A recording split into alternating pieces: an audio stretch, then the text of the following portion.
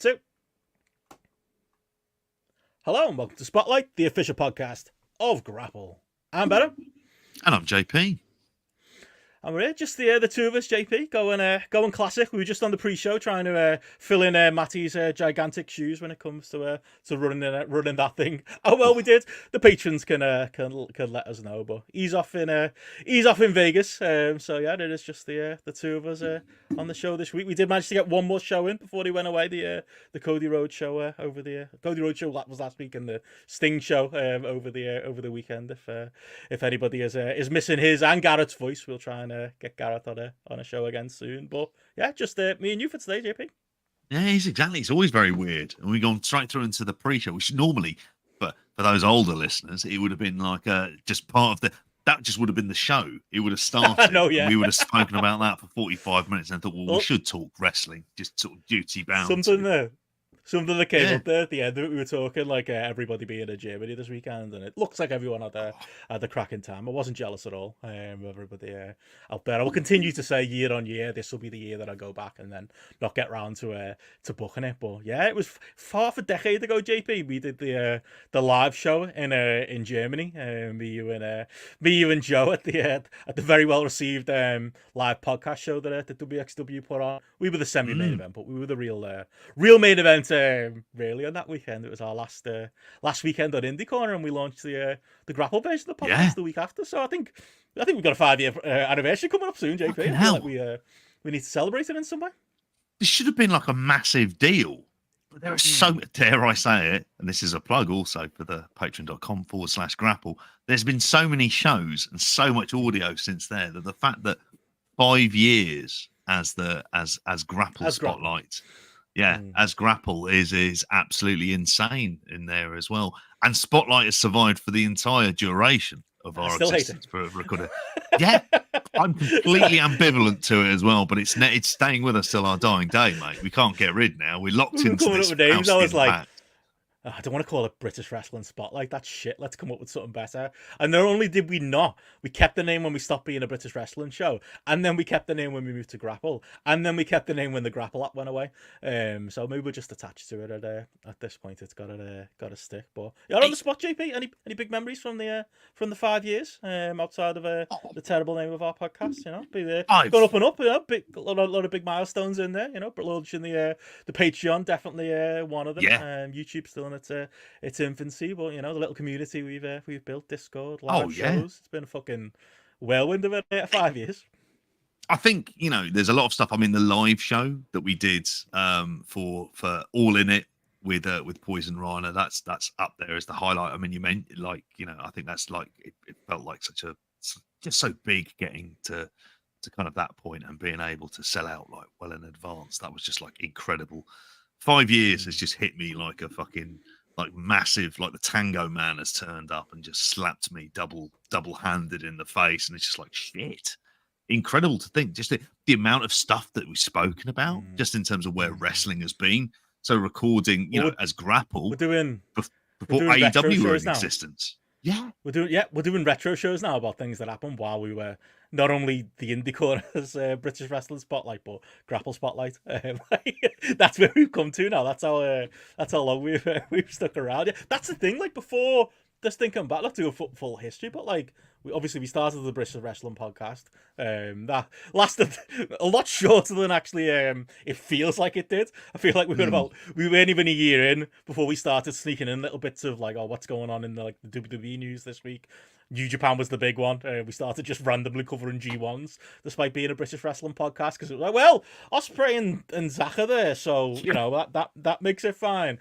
And by the end of year one, I think we were already like, we'll do the British Wrestling stuff about an hour and a half in. Let's just talk about whatever we want for the first hour and a half. But like we were doing it, like we were doing it before AEW, you know, became a thing. But back when it was just as we talked about on the Cody show a couple of weeks ago, when it was just a glimmer in Tony Khan's eye. got us through the pandemic. That's another big like period Yeah. we went through with it. Obviously, to go behind the curtain again, we were planning on launching the Patreon when the pandemic hit, so we put it off a while. Probably good we did, because we had nothing to fucking talk about outside of, thank God for them, AEW, as we had Dynamite Weekly to talk about as well. But yeah, there was a spotlight before AEW. That's what's the most mind blowing. Yeah, and that feels insane, doesn't it, as well, because of, like, God, the discourse that happens for that, of which I saw several versions of that on our latest YouTube clip, where it's like, oh God, some of the bad people are fucking found us as well. Yeah, because we're like and subscribe, folks. It helps. Thank you. We got a lot of downvotes this week from angry Jim Cornette fans, which is funny because they liked us a few weeks ago when we were having a. That's the thing with wrestling now, JP. You can't have a nuanced opinion. You have to be red team or blue team or nothing. Or yeah. Apparently, you're just a gigantic lover of the Young Bucks, JP. You say nothing but good things about them. We never have a go at AEW's ratings. If we're just big AEW boosters too. Sakes, it really does. It doesn't grind my gears. I see it. I'm just not surprised, because it feels like that's come with the territory as well. But I think not to do us like, it's the fact that we have managed to cover so much over this period of time, and like staying around as well, and like kind of like having like, you know, kind of expanding with obviously with Gareth and Matty, and just like kind of like the growth of it as well. It's just been like an incredible ride. Like it feels incredible. And like getting to meet up with people in Newcastle, for example, that was fantastic as well. And that is always the thing about it, is it's just like, it's, you know, Crystal Palace being an example of that as well. We do get to kind of meet up with listeners and people who are patrons as well, and always just thank you all so much. It's always like, the highlight. So much. It's always brilliant. And it's kind of come full circle now, where sort of going back to Rev Pro shows all over again. So it's just like, it's Rev Pro seems to be like the center of like the universe. I think because we were a British wrestling podcast before the Grapple days. So this is going back about 7 years or so. When we became not just a British wrestling podcast anymore, I think we just brought along that same like quote unquote fan base with us, or same group of listeners with us. Because it's always the Rev Pro shows when I see more of like our listeners, and always definitely come and say it. If anything, I'm the worst, because people come over to chat to me about Grapple or something, or ask me if I'm like Benno from the podcast, which happens rarely, but when it does, it's always flattering. And then I usually just keep talking to them until they leave, because I just want to talk about the podcast and about wrestling and stuff. So always come over. I'm always happy to chat as JP is as well. But they're absolutely the highlights. I think that, and I think again, the pandemic era, it was this podcast was pretty much my social life for those months, and I think it was the same for you guys as well. Oh God, yeah, Gareth as well. And then obviously, having Matty on now, it is like having I don't see Matty in real life anymore. I see him on the pre-show. I'm going to see him at his cousin Gary's birthday party in a couple of weeks. Went to the same venue actually took me mum for a meal for Mother's Day on Sunday, where that is. So I'm going to see him there in person. I'm not going to know what to do. It's going to be fucking weird, because we all got there. This is social life now. It's taken over. It's crazy, because when I see you, it's just like a long time no see, apart from when I saw you about 2 days ago. Like it's always weird. You're really just in 3D. It's mad. It's exactly the same. It's just like I can go around to the back here and you're still there. Do you know what I mean? It's like it's just strange. It's become weird to see it in real life. Yeah, I totally get what you mean. 3D grapple, grapple physical. Physical grapple. There you go. If this was the pre-show, that'll be the title. Well, there you go. Impromptu. Only just realised it's the anniversary is coming up. So yeah, let's say thank you everyone who's stuck with us. Follow us now either on Patreon, Discord, everywhere we are. It's massively appreciated. Exactly, and I think that's and it leads really nicely actually 5 years of like obviously all the stuff that we're doing in March as well, because I think there's stuff from that we're going to be doing. It's the anniversary month now. I'm going to redo it. Is the anniversary? I'm going to take Sting's fucking face off it now. It's going to be 5 years of Grapple. Like celebration. We won't release any new content, just older stuff. Just hope that people haven't heard it, or they haven't heard it for 5 years. Yeah, exactly. Just let it go. Just take a week off. Sounds good. Sounds good. Yeah. Yeah. Well, obviously, yeah. The graphic's still done, so I'll leave it out there. But it's kind of Sting month. Is the theme for March. I'm sure people have seen it out there. If you haven't listened already, hopefully the patrons who we've been putting the patrons to work. Obviously, we had as I said before, we had the heavy duty Cody show last week, followed by the Sting show. So it's been a lot of homework for us, but very rewarding. And a lot of listening for the patrons and the YouTube members. So if you haven't got to it yet, please do. But yeah, to go back to back with that, as good as that Cody show was, very much enjoyed the Sting show, which in itself brought a lot of nostalgia and a lot of good memories back, as we were kind of split 4 ways down the podcast pretty much, or maybe 3 ways, with you and Gareth being the old school rat tail Sting truthers, me being the mid-90s Crow / the only fan of Wolfpack Sting in the room, despite knowing the problems with Wolfpack Sting. You know, I was Sting throwing up wolf ears and gang signs was something I did at least enjoy. There you go, you got the mug, perfect. It was sort of very for me. I was the right age, 1997, 1998, for all my middle-aged favourite wrestlers to also discover my favourite rappers. And Matty, of course, was covering the Vampiro years in late WCW. So we got all parts of the career, the good and the bad. It was an interesting mixtape because there were a lot of, as is the case with Sting's career, a lot of ups and downs. There is. It was a brilliant show because, I mean, obviously I love anything that involves going back to old WCW. I am there, and I am there all week. And it's just like the memory trip for him of being like this guy who's effectively been around as long as I've been like really into wrestling. Like this guy has been there. And then to kind of almost see like through most of the big stages of his career, be able to kind of follow in near enough real time. It's quite incredible. It also makes me feel incredibly old as well at the same time. It was a brilliant show to record. And like I say, like the mixtape as well is just like it's phenomenal. Oh yeah, if you're not a patron and you're not going to listen to it, and I can't twist your arm to just take the free trial. You know, it's a free trial there. You can become a free member on Patreon. The YouTube's even cheaper. I'm just saying, you can become a YouTube member really cheap. But even if you're not, join the Discord for free, and on there we got the link to the Sting mixtape. As I said on the show, I'm getting very proud of these playlists we're putting together. Like Gareth did the cracking job with the Cody one last week. Tried to do him proud with the Sting one. As always, went off the deep end. As we've got like kind of 3. We've rebranded it now. We've got a main playlist. We've got a recommended, which is kind of not the main playlist, but if you've got time, get these ones in, which are a couple of corkers for me. And then there's the sickos list, which is just an excuse for me to add 6 hours worth of wrestling to it, of like rando Sting Goldberg matches from Nitro, or the Sting DDP matches, which were a massive memory for me. Or to be honest, the entirety in 1992. We had an extra Vader match in there. There could be another 10. We could absolutely done like a mixtape and Sting in 1992. But genuinely, as much as I enjoyed the podcast, like I spent my Friday night and my Saturday night just working through that playlist and literally watching every minute of it. And again, testament to the big man. You still can't cover everything, can you? So yeah, it's fun for a watch, even if you're not going to give it a listen.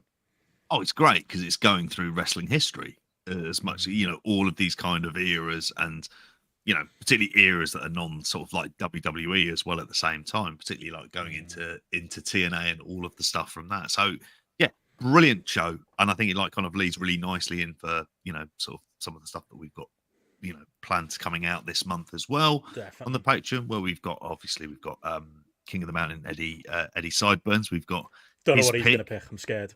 He'll be on the pre-show next week, I think. We'll find out. I was holding out hope for Rinker King, so I was thinking that could end up being there as well. But yeah, we've also got latest. I'm going to say Power Slam that as opposed to Observe This, but it's going to be issue 6 of Power Slam. We've got the first PS50, which is going to be just fascinating to go back into there as well. It's January 95, isn't it? Yeah, January 95 as well. So yeah, it's going to be glorious, sort of traveling through the wacky world of Finn Martin.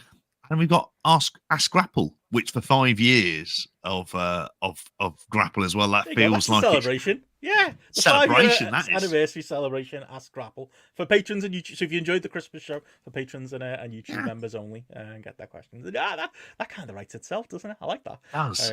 But other than that, but also we'll also have. It's by choice that you came up without thinking us. You ever mentioned at the time just not knowing about it, but it's a cracking shout. Basically, I was like, we've done a lot of homework lately. What's the show we can do that doesn't need homework? And also, it's the week before WrestleMania, and we're going to be fucking working hard that week. It's going to be a long week, as it always is every year. Enjoyable week, but a long week every WrestleMania season. So there you go. It all kind of slots together. And of course, we will have again, if you're missing Matty and Gareth, the Brett Show episode 5 we're up to, will be coming out near the end of the month as well. Actually, not sure what the subject is to keep that close to the chests, but we'll be shouting that from the rooftops close to the time, and patrons and YouTube members will get that a little bit early. Connor says here in the chat, no chance we take a week off even if we have a week off. That is true. The week I was off, I was in the chat, I was sending JP messages, I couldn't help myself. We don't take time off on this podcast. You'll be doing the same when you're away in July. Yeah, exactly. There you go. If you want all that content, patreon.com/grapple and youtube.com/@grapple. But on that note, we should get into the main show and everything going on in the world of wrestling. And there is only one place to start.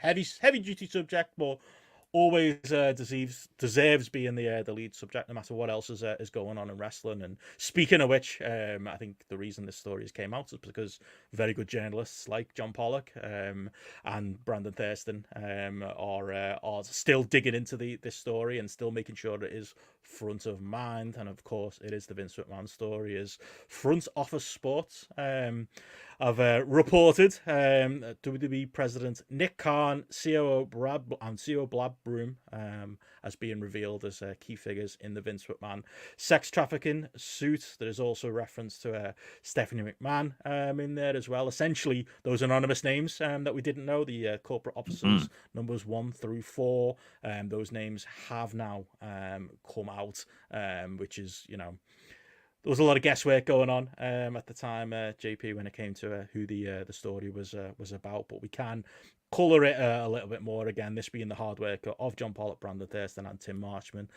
of Front Office Sports. It is worth noting that Brandon Thurston, and I know our friends of Voices of Wrestling have done the same thing, has done basically a redraft of the legal complaint against Vince McMahon, and basically edited back in the names that were missing of corporate officers, numbers 1 through 4, which is those 4. And we can get to the Stephanie McMahon elements of it in a minute. WWE have replied to this as well. But like I say, we do now know that it's Nick Khan and Brad Bloom who are the main names at the center of this, or at least the names who seem to have the biggest awareness of what was going on around Vince McMahon. But yeah, adds quite a bit of colour for us, JP, as to who was Janelle Grant's direct superior at the time she was employed. That turned out to be Brad Bloom, who was the mysterious executive who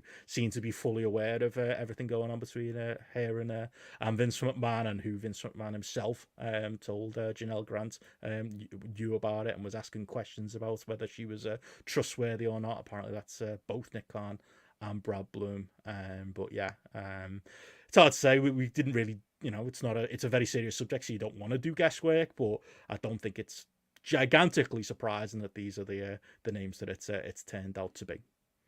No, I don't think it's a surprise at all. I mean, I think what it does do is, you've got to think of this from, like, in some ways, how do TKO react to this type of stuff? And seeing these names being brought up makes me wonder, what are they going to make of what the culture was there, which seemed to be, in the case of these 4, at the very, very least, is just permissive. That Vince McMahon was having this relationship, and there was clearly this power imbalance that was in place, and there was nothing that was kind of done for it, other than, in Nick Khan's case, what I got from this was that he knew about things. Now, they'll say they don't know about, like, the kind of depravity of the allegations against Vince McMahon, but they certainly knew that this was going on, and that there was, like, that there had been a promotion in place as well. And Nick Khan says he only expressed concern, and we don't really know what the context of that is, but it feels like, and that was about the kind of knowing about the relationship. Yeah, Bloom comes across as like a fixer in all of this. I think that's like a really like horrific kind of aspect to this as well. And now, obviously, it doesn't make any claims about whether they knew about the sort of the sexual violence and the treatment aspect. That much is kind of like not made obvious, but you can't say that they don't know that there are things that are going on in terms of like what would be considered to be inappropriate relations at the workplace, in the very least. And they don't really care. And this is when we've always said that this comes back to like a kind of a cultural issue. It's strange because Stephanie is probably the headline from a wrestling perspective, because obviously there's the dynamics that this is her father we're talking about in this. But there's a story in it where Janelle Grant is attending meetings of the executive committee, which is well above what it is. This is someone who's like an entry-level employee, suddenly being called to sit in there with the CEO, the chairman, the CFO, all of these other kind of like high-power figures within the company. And he did ask kind of like Nick Khan and Bloom about this. And then Stephanie McMahon, and this is like the main point on here, who is described in there literally as knowing of other instances of McMahon engaging in inappropriate sexual conduct. She motions for Janelle Grant to sit near her throughout, which you don't know what that is, whether or not that's like some sort of head fuck situation with her and Vince McMahon. You're never quite sure about this. I mean, you think about, it doesn't read that way to me. It reads to me like she's trying to help her type of thing. Like she's that's what I thought. In above her head in a meeting, and she's kind of like, come sit with me, I'm another woman at the table type of thing. That's the thing. Stephanie's name is like, it's you're right. It's the headline in a lot of places, but the extent of mention, in the initial complaint is limited to that, really, isn't it? It's just that. Obviously, Nick Khan and obviously Brad Bloom are very much more involved in apparently being in Vince's inner circle and knowing of at least his relationship with Janelle Grant, and knowing the reason that she was employed, at least according to what Vince told Janelle Grant himself, and what Janelle Grant was led to believe from her interactions with the two of them. Obviously, Bloom being extremely frosty towards her whenever she was there, and that her presuming that was because he very much knew that she was only in the role for one reason. And Khan, like I said, he was the one who passed it in the corridor and seemed to have a full awareness of who she was. Who, considering his role in the company, he should have had no idea who she was, considering the limited role she had at the time. It's more that, isn't it? Like I say, it's got to be reiterated. Neither have been accused of acting in any kind of sexually inappropriate way with her, or outright, being involved in the depravity that happened in the workplace to do with Vince, but at least believing that there was some kind of relationship going on with Vince, and at least facilitating that, and facilitating, having employment for that reason to be there as Vince's girlfriend, for lack of a better term. Yeah, exactly. And I think this is when we get into the kind of like, we say this is part of like, this is like the next step in the drip effect, because I think, are we going to hear public statements from Nick Khan, Brad Bloom, Brian Nurse, and Stephanie McMahon? Are we going to hear these, or is it just going to be nothing's going to be said, and they're going to be waiting until, or if it appears as like even like a civil case? But it certainly suggests that they can't plead innocence or ignorance to this as well, because then there's the knowledge of, well, they'd have a good idea of what Vince McMahon is like as a human being. Yeah. And I think this is the thing about this, and knowing what he is like and what kind of person he is, and the fact, and this is probably the bigger thing to come back to it with Stephanie McMahon, is knowing of other instances where Vince McMahon has done this as well, that this isn't isolated. So again, it would kind of feed into the story about like wanting to help, that she might have some semblance of an idea of knowing, well, this is what my father is truly like. Like having to almost, but it could also be politically. But there's a lot I'm reading into that, and it kind of gets very, very murky and very wary of doing that. It could be politically motivated. It could be as Mm-hmm. as bad as Assistant Vince. We don't know. We just know she knew something, and it's like the Brad Bloom case. I don't even know what you can say back to that. He's based on Janelle Grant's testimony. He's the one who interviewed for the job and didn't have any questions for her because he Yeah. didn't even have a full job description at that point, and she got the job. And she ended up getting promoted as well.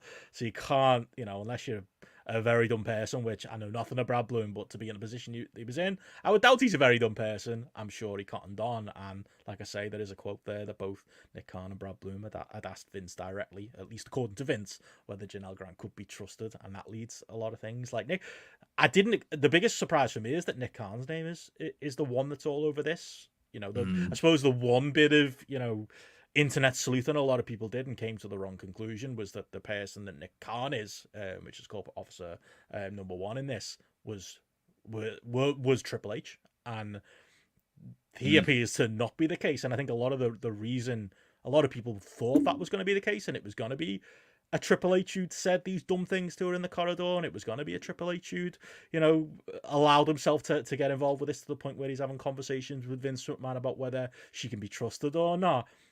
Was that I think we all just presumed Nick Khan was a smarter player than that. And then you think of Nick Khan as like, well, he's the busy businessman who's come in to drag WWE kicking and screaming into the modern age, and he's all these amazing things, and he can do all these great deals, and he has he won Promoter of the Year at the Observer Awards for the year for a reason. But it made us all kind of think, well, he's too smart for this. He won't get dragged into the mud.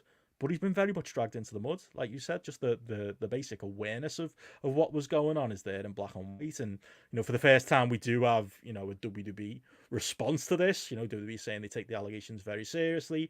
There's no tolerance for any physical abuse or unwanted physical contact, and that neither Nick Khan or Brad Bloom, prior to the lawsuit, were aware of any allegation by Mrs. Grant that she was the victim of abuse or unwanted physical contact. Nor does the complaint allege that either had knowledge of stuff. I mean, you've kind of got to call bullshit on that, haven't you? The fact that the company, and it's interesting it's WWE and not TKO here, has felt the need to have to come back on this tells you that there's a degree of severity there. But also, that statement itself is nonsense. We know for a fact that Nick Khan, along with Stephanie McMahon and obviously others on the board, was party to the Vince McMahon investigation in the very initial stages prior to the lawsuit. Back when Janelle Grant was saying that she wasn't even contacted by the members of the investigative committee. We know from comments that Nick Khan has made over time in interviews, about we all knew Vince was going to come back. That's damning in itself as well. That's not going to hold any water, and I get that that's a PR response for now, but if there's any more digging done and there's any more pushing done, it makes you wonder where, as great and as amazing as all singing and dancing as Nick Khan is for the business, whether he survives this. He's not someone I can imagine getting sacked, but he's somebody I can imagine. Could you imagine him quietly leaving in 6 months or 9 months and then pretending it was, it was mutual. He had another great job over. He'd done his job. He built the monorail. He can walk off now into the sunset. I think they'll sell it like that, but I think this might mean that there's no chance of him sticking around longer term. I think that's probably more likely the case.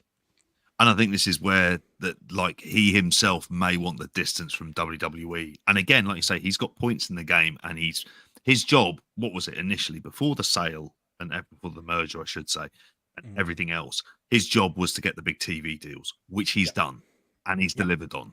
The only thing left and remaining, as far as I'm aware, is what happens with the Peacock deal. So it's that final, kind of act of what happens with the rest of the network. Where does that end up? Where do the PLEs end up? Outside of that, this is probably as good a walking away point, and he'll make out like an absolute bandit. There's lots of other stuff he can get into. He will still, in the corporate world, portray himself as a success.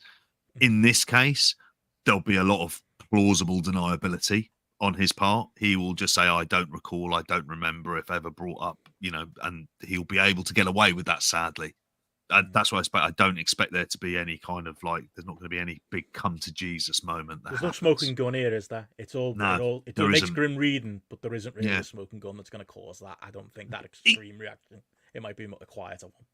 And none of it's surprising as well. And it's also interesting as well that it's part of the WWE statement as well. And again, it's not TKO, it's WWE making this statement that they declined to comment to Front Office Sports about the terms of Brian Nurse leaving the company. What was the situation around that? And it makes you wonder in that as well. But then within the world of legalese, when he's left, he will have undoubtedly signed a massive, like an NDA, and a very tight NDA as well in there at the same time. So it does kind of make you wonder what necessarily they're going to be able to do, or what's going to end up coming up in the near future as well. But I think it's like the next step in where this goes. And I think, like we say, we've got this time around, we've got figures such as Nick Khan, such as Stephanie McMahon, and then it's very hard to think, like, you know, what is her relationship with Triple H at this point in time? That has always felt like it's murky. Yeah, exactly. And then they know him as a human being. That's the thing, because we've said this before when it comes through to the allegations. This is a guy who's been hiding in plain sight. Very obvious what he is like when you look at his behavior on TV and the Mr. McMahon character. We just didn't know how fucking horribly depraved it was. We knew about the amorality and the kind of like the horrible vindictive sides of a lot of the really awful character traits that he has. We didn't know to what level that it sunk. And then we found out with this, and then we realized how many other cases and people who've signed, like, you know, settlements for much more in the way of money. And it makes you like, you don't want to wonder, but there's that part of you goes, oh my God, how far does this go? How dark does this get? And they know about it. Like, there's no way that they don't. There's no way, you know, Vince McMahon was showing and texting random people around the company about it. It doesn't pass the smell test that these guys didn't know. And that's become very, very clear with this, you know, with this fantastic bit of reporting from Tim Marchman, John Pollock, and Brandon Thurston. Definitely. And obviously, yeah, I think it's, for me, it's just, it provides colour. It's not a smoking gun. It's obviously another step towards, you know, this being properly investigated, and who knows, you know, what comes out next. But yeah, gotta absolutely, you know, compliment the great journalism that's been done here, and not letting this story die, and providing us a bit more colour now. And, you know, who knows what might come out next. I know for a fact that Janelle Grant's legal team made sure that once this story got put out there, they were contacting every journalist out there and sending emails out and referrals to the story, even providing, you know, a direct quote from Janelle Grant's solicitor, and confirming that the names are who the article says they are. So there's absolutely no doubt. So yeah, again, stellar reporting from Tim, John, and Brandon. And yeah, if you want more colour on it, like I say, WrestleNomics.com as for free, and on the Patreon. Again, the full, you know, initial complaint, but with you know, the colour filled in as to who is Corporate Officer 1, 2, 3, and 4, with Nick Khan, Brad Bloom, Stephanie, and Brian Nurse's names now being filled in as well. And yeah, I'd say if you read it back then, it's worth another read, really, and, you know, just to kind of colour yourself on what it is. And it just continues to paint that grim picture. But the other point on it I was going to say, JP, is just before we do move on, you know, comes in light of Bryan Alvarez, I'd say saying on Wrestling Observer Live last night that the WWE are considering bringing Brock Lesnar back. Obviously, this predates, I would presume the conversation predates this extra detail coming out, and this, you know, slightly more pressure on the company. Maybe they might backtrack again now, but says everything. And quote from Bryan Alvarez in the last few days: there have been moves regarding Brock Lesnar. If you listen to his show with Dave Meltzer, everything we talked about is accurate. And he should add regarding Brock, I'm not saying he's going to be back. I've got no idea. Sounds like Bryan Alvarez. I wouldn't bring him back if it was me, but I can tell you that there have been inquiries made, and as to what that means, we will wait and see. Seems like a bad idea to me, is how the Bryan Alvarez quote ends. And yeah, I have to agree with Bryan Alvarez there. They can't be this stupid, can they, JP? Like, they've just, you know, they've taken the extreme measures of, we didn't even talk about it, you know, the WWE game that's come out. Fucking Vince McMahon is played out in that game, along with a lot of the people who you know, WWE don't want to play rights to, like Mean Gene and other people who are on the game. So it makes for a fucking weird experience. But, you know, spent all that time with scrubbing Brock from such things, and scrubbing Brock from the website. Would they really go back on it this soon? You know, in the face of who knows what the next story might be to drop. That's kind of incredible that they would do this as a company that, particularly given the report that's come out today, and you see in terms of this is not the kind of moves that you'd be making. And again, you have to think of this, sadly, from a completely amoral business decision. Do they need to bring him back in? Is it going to be such a driver for business that it's worth any of the inevitable bad publicity that will end up getting? And you have to say no, that they'll be kind of fine without him. Like you can argue that case regardless of what we thought of Brock Lesnar, the wrestler, about whether or not this is the kind of move that you want to be making, particularly if you're want to be seen to be dealing with an issue. And it's, you know, in this case as well, it's very weird. It feels like a very Vince move. It's the kind of thing that Vince would do, like, be damned with the consequences. We're just going to do what we do. And I don't know if they're in the position to really kind of go ahead in it. And say in the game, is he a playable character even? He's within the game. I know that, like, McMahon in game version appears in the showcase role as well. Like, he is there like because he's on Crime Watch with a fucking blurred face. Yeah, but he's there for the WrestleMania 17 bit. But obviously, you can't play as Vince McMahon either, and he was always one of the first characters that you could play as. So, like, it's a really weird. It's a kind of story that I thought, no, they wouldn't do this. Like, this is the stuff where they need to be seen, particularly because they never investigated stuff last time, as we found out in terms of previous investigations. So I highly doubt that they've done any in-depth investigation into this regarding Brock Lesnar as well. So to bring him back in, there has to be, like, some element of, like, you know, you have to wonder who is making this decision and what is the reasoning behind this, because I can just see this being like, this is not the time for them to go into kind of defensive Vince mode and, no, we deal with the people we deal with and we don't care because it's wrestling. We kind of get away with it. I just don't think they're in that world or in that bubble anymore. Yeah. I think if it was the plan, I think they're probably going to have another change of plan. I think he'll be back. Again, the Brock stuff, as horrendous as it is, I think they're going to see it as not bad enough to keep him out forever. Whether Brock wants to come back with because he's one of those weird people who's weirdly loyal to Vince McMahon despite everything, might be another question. He'll be back. It's just a matter of when. But yeah, they'd be shooting themselves in the foot, especially now, you know, WrestleMania season, when there's all this goodwill around them to do it. But we'll be talking more the WrestleMania season and WWE a bit later on. But definitely wants to give that the front of show coverage it deserves. So yeah, we'll obviously keep abreast if we do get more detail on that. But should we switch channels, JP? Should we talk a little bit of AEW first? Like I said, we'll get to some Raw and Smackdown and some other WWE notes later on. But let's watch the bad taste out of our mouth and talk a bit of AEW, JP. We recorded the weekend show on Friday on the Patreon, and we're very complimentary of AEW. Despite ourselves, you know, you're a gigantic Young Bucks fan. I see no problems with AEW whatsoever. Love the fantastic ratings they've had year on year, JP. They're just constantly good. And Garrett's always saying that as well. They're just fucking fantastic. Yeah, we got some pelters in the YouTube comments for daring to be positive about AEW.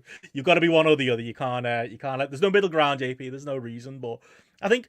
But I would say the zeitgeist, I think most people were probably even more positive on last week's Dynamite than us. I think we were a bit more split on it, weren't we? Like, I loved the as far as like the things that they set up on the show. I loved, you know, the tease of Ospreay and Bryan, which we got a bit more of on Collision that we're about to talk about.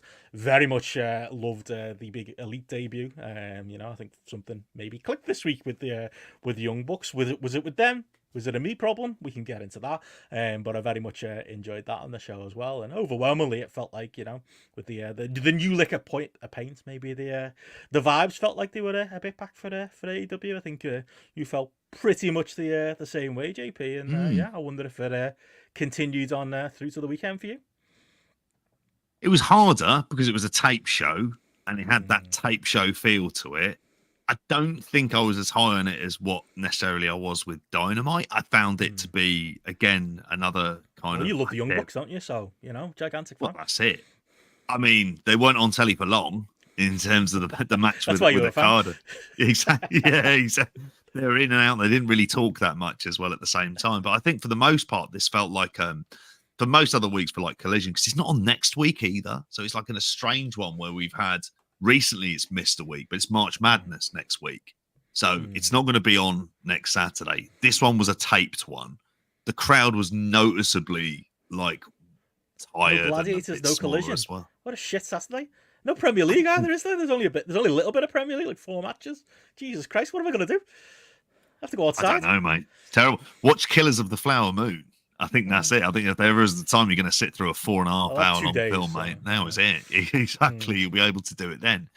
But as a show, I didn't think it was necessarily bad or anything else like that. I just thought it was kind of like, it was okay, but it was more about, in essence, forwarding on the bigger storylines for the bigger matches for Dynasty, which it did, or Dynasty, depending on like your potato type point of view for this. And I don't mind. I suppose there's the Dynasty, the I think. Yeah. Dynasty. I think it probably works. Probably that's what. What would we have said? We would have said Dynasty in our house when it was with Joan Collins and like the Blake Carringtons of the world. No, that's true actually. No. Dynamite, which is all fucked, isn't it? Yeah, exactly. Always a mess in that regard. I suppose that's the way to to start off, because I mean, if nothing else, we had a match announced, like kind of like we saw some of the what is like clearly laying out the direction for Dynasty in there, and it's shaping up to be already, just with like kind of the one singles match of Bryan Danielson and Will Ospreay being announced. Sounds like it's gonna be a fucking cracking show. So I'm therefore fascinated to see what the TV does in order to build the other stuff that potentially could be there. Because I think the fact that they haven't got much time before Dynasty is helping, because the reason I like Collision this week, and I've enjoyed like Collision, last week was a bit of a non-event, but the weeks before that, and there was a couple of exceptions too, but generally speaking, it's just been a really fun, if inessential 2 hour show. Yeah. This didn't necessarily feel the most essential, but it felt the most connected to Dynamite that I think it has in a while. It wasn't, it was feeling very like, I love the CM Punk era of Collision, at least for the first few weeks. And some weeks Collision can feel still like that, where it's its own planet.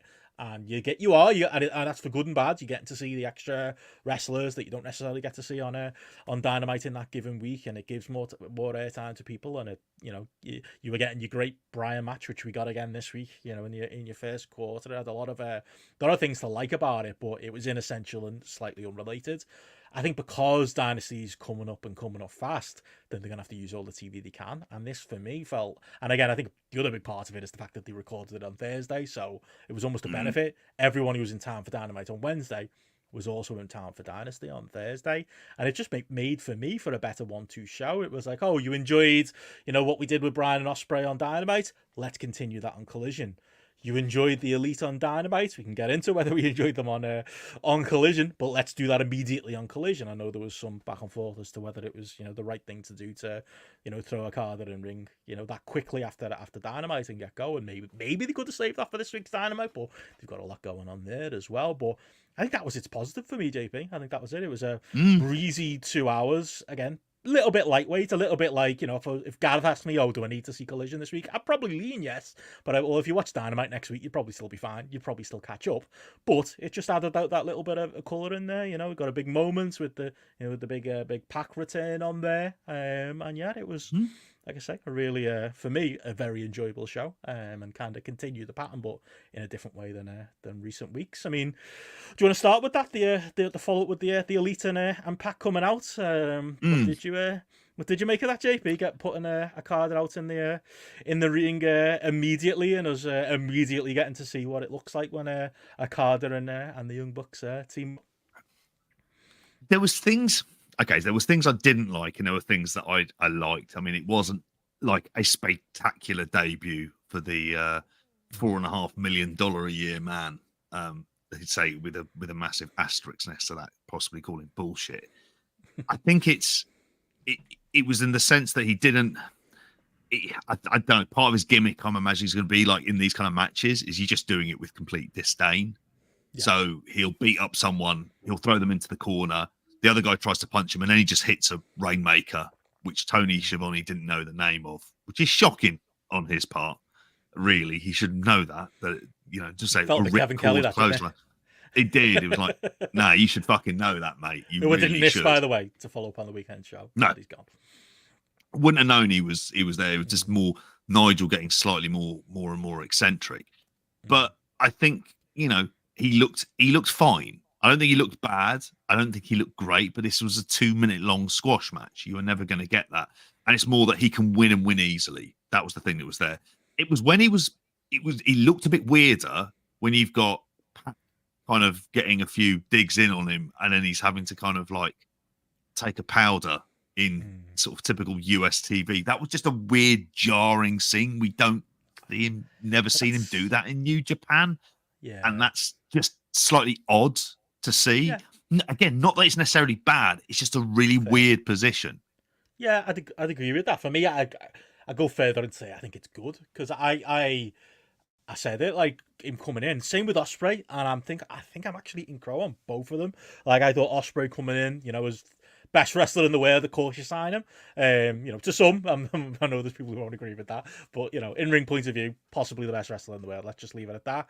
Like it wasn't a guarantee that it was going to work as crazy as it was because AEW's just so overstuffed and they've had him on TV before and it's not always felt special and it hasn't always felt like they've got him. I feel like they've got him. Same with Okada. Like I think he's been pretty ineffectual when he's been on AEW TV before. Like that 4-way they did at Forbidden Door and he turned up in his t-shirt and jeans on Dynamite and just looked a bit out of place. Looked understandably a bit uncomfortable for me, and this is just a hang up for me, get presented like the star that he is. I think they're putting a lot of that right with the presentation. Said the same thing about Dynamite. Like, it's a stroke of genius, I think, putting him with the Young Bucks, because he came out here on Collision. I like the fact that they got separate entrances. I like they've got, like, the matching robes with the Young Bucks, which kind of, like, you know, sews the whole act together. But they make it clear that, you know, they're the 1B, so Carter's 1A. So he's immediately, well, the Young Bucks are propping up, so, you know, he's a fucking big deal, and we should take him seriously as we know. You know, those of us who know Okada should be taken seriously as like the main man in New Japan for so long. And then, yeah, like as far as making, okay, we've got that part of it done. How do we make him fit US TV? How do we make him fresh? Because he's someone who's been around for so long, for those of us who have been watching New Japan. Well, you give him this dickhead heel edge that he had in his early Rainmaker days and put him in there with jobbers, which I actually saw complaints about that. Like, oh, the first time you see Okada properly full-time in AEW, it should be in a competitive match. Not for me. Like, I loved seeing this. I love seeing Okada in something that you wouldn't have seen him really do outside the times when he was bullying the young boys in New Japan recently, but in a more traditional US way where it's 3 no marks and he's out there beating the piss out of him on his own and the Young Bucks don't even need to tag in. I loved it. That was great. It established who the characters were. It established that Okada's a big deal. It should be taken seriously. And I really think they're off to the races with this. I think there's legs in this. And I think Okada will be much better off and in a much better position in AEW because of this association. And on top of it, JP, maybe I'm drunk, but I'm enjoying the Young Bucks character too. And, you know, it's not lost on me. We had a lot of complaints about too much cutesy stuff in AEW last year. I had a lot of complaints about too much cutesy stuff with the Young Bucks last week and 2 weeks ago. So I'm on a knife edge with it. It might end up being too much for me, but as, you know, an exception where it's not the norm in the product right now outside of, say, Tony Storm, that's kind of working for me too. Just like I said, something's clicked this week. It might be them, it might be me, but I think it's working. Yeah, I have to say, I think, like, I in the main agree with you. Just the fact Okada coming in as heel, I was thinking about, well, why is that actually like a kind of a good direction? It's like, well, actually, the thing you want to kind of demonstrate first of all is that he's cool and that he's a bit of a shit kicker. And the easiest way to do that is just bring him in as a heel, associate him with 2 absolute dickhead heels, and eventually he'll be turned face. But you have the fans doing it, so it's more organic, and therefore they kind of buy into it. First of all, particularly when they see how good a wrestler that he actually is, that's going to be like a really kind of like I think a big thing. And it feels like it's for the first time with the Bucks, it's like they're part of, dare I say it, like grown-up stories.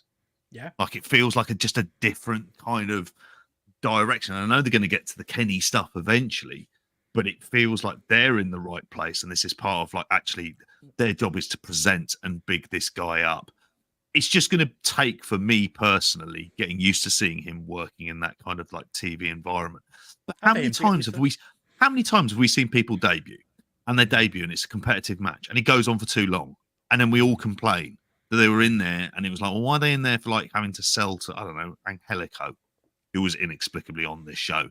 And why is that going to be like part of the case? That's the sort of stuff that I don't like. I'm like I don't really want to see those matches. Him beating the piss out of people, and him going, "No, if you want a singles match with me, you do it on a pay-per-view where I get the big money." That fits the gimmick perfectly. I should also note on here there is a penalty shootout going on in front of my fucking eyes for Arsenal in the Champions League. So you're doing well. It's terrifying. How are we doing so far? Our Arsenal getting on 2-1 up. They're taking one in the minute. No doubt somebody in the chat is well ahead of me up to date, at this stage. I will. You'll see it, video viewers, from my reaction. Well, saved one. Good saved stuff. One. I won't say any more. I got back onto the Young Bucks thing. I'll take over for a minute, but like I think the other good thing is like I love this being Pac's reintroduction. I don't necessarily love Pac still knocking around with fucking Pentagon and fucking Alex Abrahantes. It makes sense though because it ties well into the Kingston thing, and I'm willing to stick with it because it gets you to two really good places. It gets you to presumably Kingston versus a card that I would guess at the ROH show over Mania weekend, because don't forget Eddie Kingston's still supposedly the ROH champion amongst his Triple Crown, but also like I think Alan Farrell wished this one into existence, a card versus Pac. That's something new and fresh, and it's not just putting a card in with people he's used to working with, but it's putting him in with somebody who's a tippy top high level worker who who's worked obviously in Japan a lot himself, and will be a perfect opponent for a card. It works out perfectly really for all parties, and gives Pac a big moment, puts him immediately in something that's quite important. And if we can just get Alex Abrahantes to fuck off the TV, I think we're all going to be in a good shape. Yeah, and Pac versus Okada is something that we wouldn't have seen at any stage because of Japanese wrestling politics. His loyalty to Dragon Gate, and the fact that New Japan at that point in time wasn't going to do any business with anyone else. So I think that's really interesting. The thing that I do want to, I wondered whether or not they were going to hold off the Kingston match till Dynasty, but it makes sense to have him on the you got the 1-2 then. You can get to that. You can have the Pac match there and have the Eddie Kingston match. I mean, I'd be agreed in the fact that have him take the belt off Kingston. See if you can move Kingston into the world title scene. It's an excuse for him to go back to New Japan as well, which maybe with Naito's comments this week where Naito was talking about, I thought he was going to go further away. And Naito said exactly what Naito's a dickhead when it comes to these interviews, and he's good at blending work with shoots, but he basically, speaking of being a dickhead, said exactly what I said a few weeks ago. If Okada knew he was going to AEW, why did him and Ospreay have like this teary goodbye when they got the work with the colleagues again? Like, what? Naito literally said that and made it sound like Okada was still in that same ecosystem with him, so it gives you room to justify that again if they want a backdoor way into that, and a backdoor way into doing the Otosuji match that got teased as well. So yeah, love it. Great bit of business altogether. And speaking of Ospreay, obviously they did more tease for Ospreay and Bryan this time, doing a face-to-face with them again. Love that it was a follow-up from what we got at the end of Dynamite, which, as I said on the weekend show, I don't think they sold hard enough at the end of the show. I think the commentators were very lackadaisical for how much of a dream match this is, not just for Tony Khan, but for most right-minded wrestling fans in the world. But yeah, continue to love this as a match. I think Ospreay's presentation has been better than I could have ever expected in AEW. Couple of shouts about the butties in there. He'd fit in on a Scran of the Week one week, I think. He got in there as well in his promo. Oh mate, again, he geezered up that promo to the. We're never gonna like it, are we? The Brits are never going to... There are certain Brits who'll enjoy it, but most of us are going to cringe, and the Americans are going to fucking lap it up like it's an episode of Peaky Blinders, as Arsenal, I believe, have just scored. No, we've gone through the penalty shootout. Okay. For that. It's done. Good stuff. Good news. Can relax now. Finally, fucking loving all of this. AEW at the minute, absolutely amazing. Nothing to do with Arsenal going through in the Champions League. It's interesting to see in the feud with this though, like with Bryan. I think he's very much, I'll let you get your breath. Bryan's very much like I don't know. I think we're back to Bryan being a babyface. That Kingston promo we did backstage after their match. I mean, your head's gonna fall off if you try and keep up with who's a face and who's a heel in Blackpool Combat Club at this point. But it'll be interesting to see if they keep it this way, where it's just like two great wrestlers going out to have a shootout.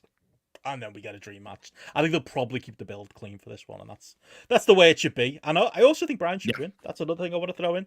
Like, I honestly think, like, you want to keep Ospreay Strong coming back. Well, Bryan, as he said in interviews this week, is just far too unselfish.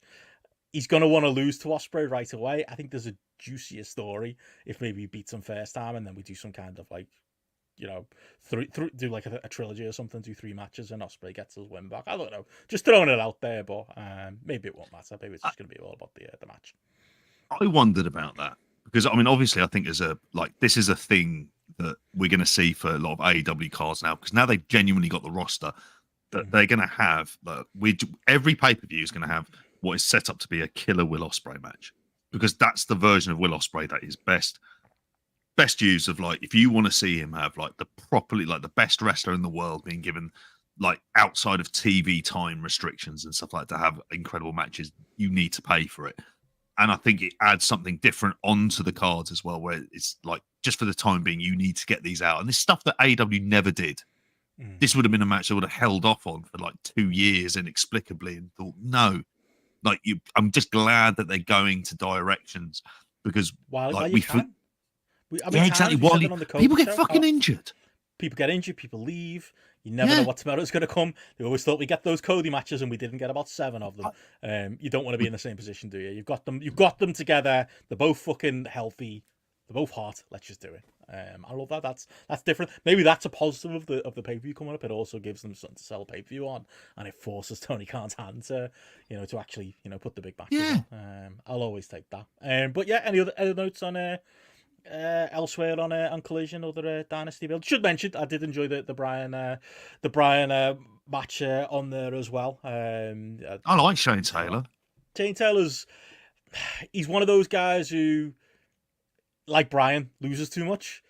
And I think with him, especially when he's not really been established in the company, I think you're asking. I always think whenever he comes out and he gets like the full entrance, I'm like, as Mucky gone, I got like minute by minute stats that show that people aren't turning over because like there's a lot of guys like that who appear on Collision, but it's like they haven't really got you've got the credibility to put them in a lot of these spots sometimes. But as far as delivering in ring, no, you're right. He was great, and the match was a lot of fun as well. It was your typical weekly great Bryan match that you get on there. Yeah. These shows. I don't know if you have any thoughts on that or the other happenings on Collision this week.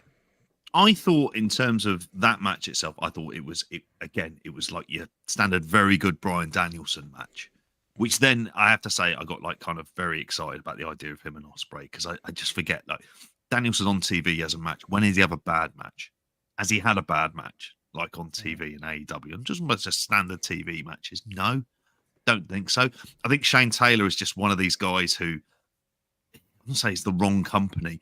There are other places where he'd be presented as like the guy and a kind of cool guy. Therefore, he'd be getting like a bit of traction to him because there's a kind of shit kicker who looks very serious. He pulls that off very well. And in terms of like, he's not at the level of what I thought of like his former tag partner, Keith Lee, and where he kind of got to and what they could have done with him. But at the same time, I think like, there is something there with him necessarily. In terms of the rest of the show, I mean, I suppose I want to go to the Adam Copeland coming out with his Cope in the dark. Cope in the dark, fucking hell. Like what was in the box, like it was the end of 7 in there as well. What the fuck is all of that stuff in there as well, It's a weird kind of setup. I don't quite. He looked fucking jacked as well, I might say. He looked massive. I don't know what it was, but like whatever he'd been eating that week was fucking making him grow. But I have to. I mean, we're going to get some resolution to this. It's on March 20th, isn't it? It's the week after Big Business. It's the Toronto return, so I think it's being set up as for that. And then I'd expect Cope to win. Like I can't believe I'm calling him Cope. I feel like fucking annoyed at myself for having said that as well. Yeah. We named him. I feel like we named the spotlight after it and it stuck. We did. I would say the second half of the show, like you say, at least it followed on some stuff. So at least we've got that coming up in there as well. There's more stuff about FTR and the infantry, who I'd never like heard them come out and deliver promos. I thought they were fine. It took me a minute. I was like, I don't know what I'd done. I made a coffee or something like that. I looked at my screen. I was like, who's that? Which team is that? And then like I took a closer look and I was like, oh, okay, it's the bloke who signs the contracts. Cool. Yeah. I was just like, but I mean, they're gonna need to, because obviously Anthony Henry got injured at an indie show this weekend, didn't he? So like, I think the workhorsemen are going to be in we're going to be in a big spot of this tag tournament. Who knows what this tag tournament's going to look like? But yeah, they need teams. So there you go, infantry. Sean Dean gets some time on TV. I do wonder if we're going to end up getting to FTR versus Bucks, with the Bucks going over at Dynasty. It feels like that's where we're going to get to with that. Dare I say? Yeah, and that's not going to be like the match to kind of sell the show, because we've already mentioned like the possibility of a couple of other matches that are going to be on there as well as probably Samoa Joe Swerve Strickland. I suspect is what we're going to end up getting on the show, like world title wise as well. And I think that's going to be kind of like an interesting situation. I mean, were they actually called the Total Nonstop Arseholes? Is that the name for like Jay Lethal and Jeff Jarrett, or is it just on the Fightful report that I'm seeing on here as well? Your standard. It sounds like some weird makeup. There you go. There's another possible title. Yeah, that was. I mean, speaking of the second half of the show, like I'm with you. Like it was just an enjoyable show. Jericho Titan don't just go away. He did commentary on Rampage this week as well. Just learn when to fuck off, you dickhead. It was at the low end of bad when it comes to Jericho against the wrestler of the week, specifically the Luchadors. It was fine. But yeah, I would, I enjoyed the FTR promo, and again, it built up the infantry and established that. Mystico and Angelico wasn't really up to much. It was a very Tony Khan match graphic. Is a match you didn't expect to see. With former why is Angelico there? Angelico against Mystico. He worked Triple H 5 years ago, or whatever it was. He did a dive off a thing, as we always say on Lucha Underground. So book him. But someone had to lose. But I don't know. Might have been better use of having Mystico in. Yeah. But yeah, the main event, like, it was good. It was entertaining, and it always is. You get Jeff and the lads out there, and I am going to be sports entertained. I think them being off TV, they've been almost a victim of the more serious sports like approach, because they weren't the worst offender, but they were definitely part of that very light-hearted end of the year to AEW. But I have missed the lads. I didn't need street fight. Like, I just feel like this is I'm preaching to the converted, or I'm shouting into the void, or what. But it's like if AEW is a TV show, then it's like Sopranos having a murder every week. Yes, that makes for a good individual show, and this was a fun individual match. But like, there comes a point where it's like, the murder should probably mean something, lads. And they did mostly in Sopranos, but the bad fans would be cheering for a murder every week, and the good fans would, know that it would mean something when it happened. I think the same logic applies to AEW, and like, I feel like there's a street fight every weekend, no matter what town. Yeah. It's an Atlanta street fight, it's a Texas street fight. It's like, does every feud warrant this? I'm not sure the House of Black and Mark Briscoe warranted this, but then when they get out there, they had fun. So whatever. But it is. I wonder just if an it was overall to wake up the crowd. Maybe that was just my thought. I thought maybe they're doing this because the crowd just feel like, knacker. Fuck it, we'll stick this on at the end. We'll do flaming tables for reasons. And at one point, threatened to set what do you call him on fire? Sonjay Dutt, before Karen Jarrett interferes in there as well. Who, it's incredible that she's still around in there at the same time. They're like, but I mean, love her. I'd sooner they just became de facto just comedy baby faces, like some weird version of the Dark Order, what they used to be, where it's kind of weird, like kind of freaks and geeks basically across the board with them. That might be a direction that you can do with them overall in the main. But yeah, the second half of the show, it did kind of tail off. Yeah.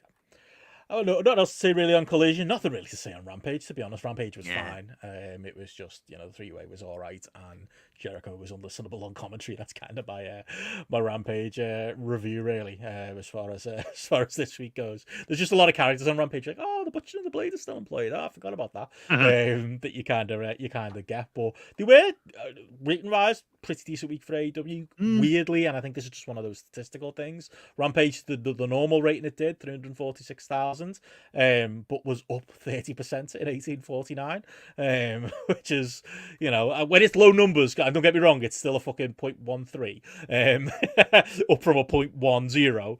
But, you know, a bit of an increase there. That's unusual for the patterns there. And Collision being a tape show did all right, you know, JP. It's something Dave Meltzer has said year on year. I've never wanted to agree with it because I just always prefer live wrestling telly. It always feels better and feels hotter. But did 420,000 viewers, 27,000 viewers. So people either didn't notice it wasn't live or didn't care because that's right in the range of what they usually do anyway. So it did what it did. Did Collision this week. But we should talk about what's coming up. And obviously, time of recording it is Tuesday night / Wednesday morning when most people will be listening to / watching this. But we do have Dynamite coming up for this week. Steph has made the trip out to Belfast. Freudian slip there, JP. Boston. It's not Belfast. Although apparently there were a lot of cunts on a plane who were going out there for Patty's Day, which is apparently coming up. So God. Hotbed of a great time in it to be out there. Not worse. I hate that phrase more than anything. That is just nails on a fucking St. Paddy's Day. I don't even like St. Paddy's Day. Just say Patrick and stick with it. Like that's like proper the name, way proper I Irish felt. name. It's a proper fucking name. Yeah. Well, we have coming from Boston. We have Joe versus Wardlow, which I mean, I wouldn't bother with Wardlow anymore. And I think it's probably counterproductive to do it. But I'd have Joe beat him in about a minute. Maybe that's why I'm not a booker. And the New Elite are on again, which was the setup match from Collision against Pat Penta and Eddie Kingston. So presumably that goes in those couple of directions for the big singles matches. The much actually well built up for a rando match, Darby Allin versus Jay White match, obviously with them having the promo time last week on Dynamite, which was unusual but nice to see for a match that, you know, was pretty cold going into that. I'm kind of excited for that. I imagine a strong Jay White win. Jericho and Hook, which tells you where that's going as far as the tag tournament goes versus the Gates of Agony, and Willow Nightingale versus Riho. And then, I'm surprised. Willow versus Riho's a decent match. I thought there might be like a Tony Storm match on here or something like that to give the obvious Mercedes the excuse to walk out. But yeah, it is Boston with two S's as Tony Khan alluded to, and that seems to be the big draw this week, JP. It is. It'll be interesting to see how they debut her. I mean, obviously, this could age terribly by the time like people that come out like when they've actually seen how she's debuted there. But the fact that Willow Nightingale is on there makes me wonder whether or not will there be do some sort of alignment with her necessarily, rather than her getting involved in kind of Tony Storm stuff. Where is there going to be some involvement with her? Because obviously there's a whole New Japan thing they can play back on, and But then I'm probably overthinking it far too far. It looks like, I mean, you'll get a good crowd. The crowd is probably going to be about 8,000 to 9,000, not entirely a million miles away from what they did for the last show. What is it now at the minute? It's not that good though, is it? Can I play devil's advocate? I've gone back and forth on whether it's good or not, JP. Not compared to what it is, but compared to most episodes of Dynamite, it is. Building can hold 18,000. I know with a wrestling stage, that's probably down to like, let's say 13 on a good day. I mean, is it a legitimate question to ask if they just fucking said Mercedes Moné's debut show and printed that? Would it be doing slightly better? It probably would it? Like, this is the weird kind of. It's like it feels like ever since topical the Sting debut, Tony Khan getting told off by the network for not advertising that has gone, okay, well, we'll do some mushy middle where we don't quite say it, but we nudge at it like the Punk one, and it worked great for Punk. I think I'm team just say it now. Like we're close enough to say it. With you on that. I don't know. You gain a little bit because it's like a surprise, but not a surprise. So maybe it's a slightly better segment for not saying it. But I think they've gone so far that I wasn't on this team on the Punk one, and I haven't really been on this team on the Mercedes one. But you look at those ticket sales, which are very good for a Dynamite. Don't get me wrong, just for a Dynamite doing near the 10,000 range. But I just can't help but think about what it could be and what the rating could be and what the attention could be if they just took that extra step. I don't know. Maybe I'm being a curmudgeon. What say you? I mean, I wonder whether or not you go the whole hog and you have wrestlers talk about how excited they are to have her come in. That you do like kind of like almost like a build to it. People who are setting up like, I want to challenge her. Just say you've got her walking into a place where there is some level of expectancy.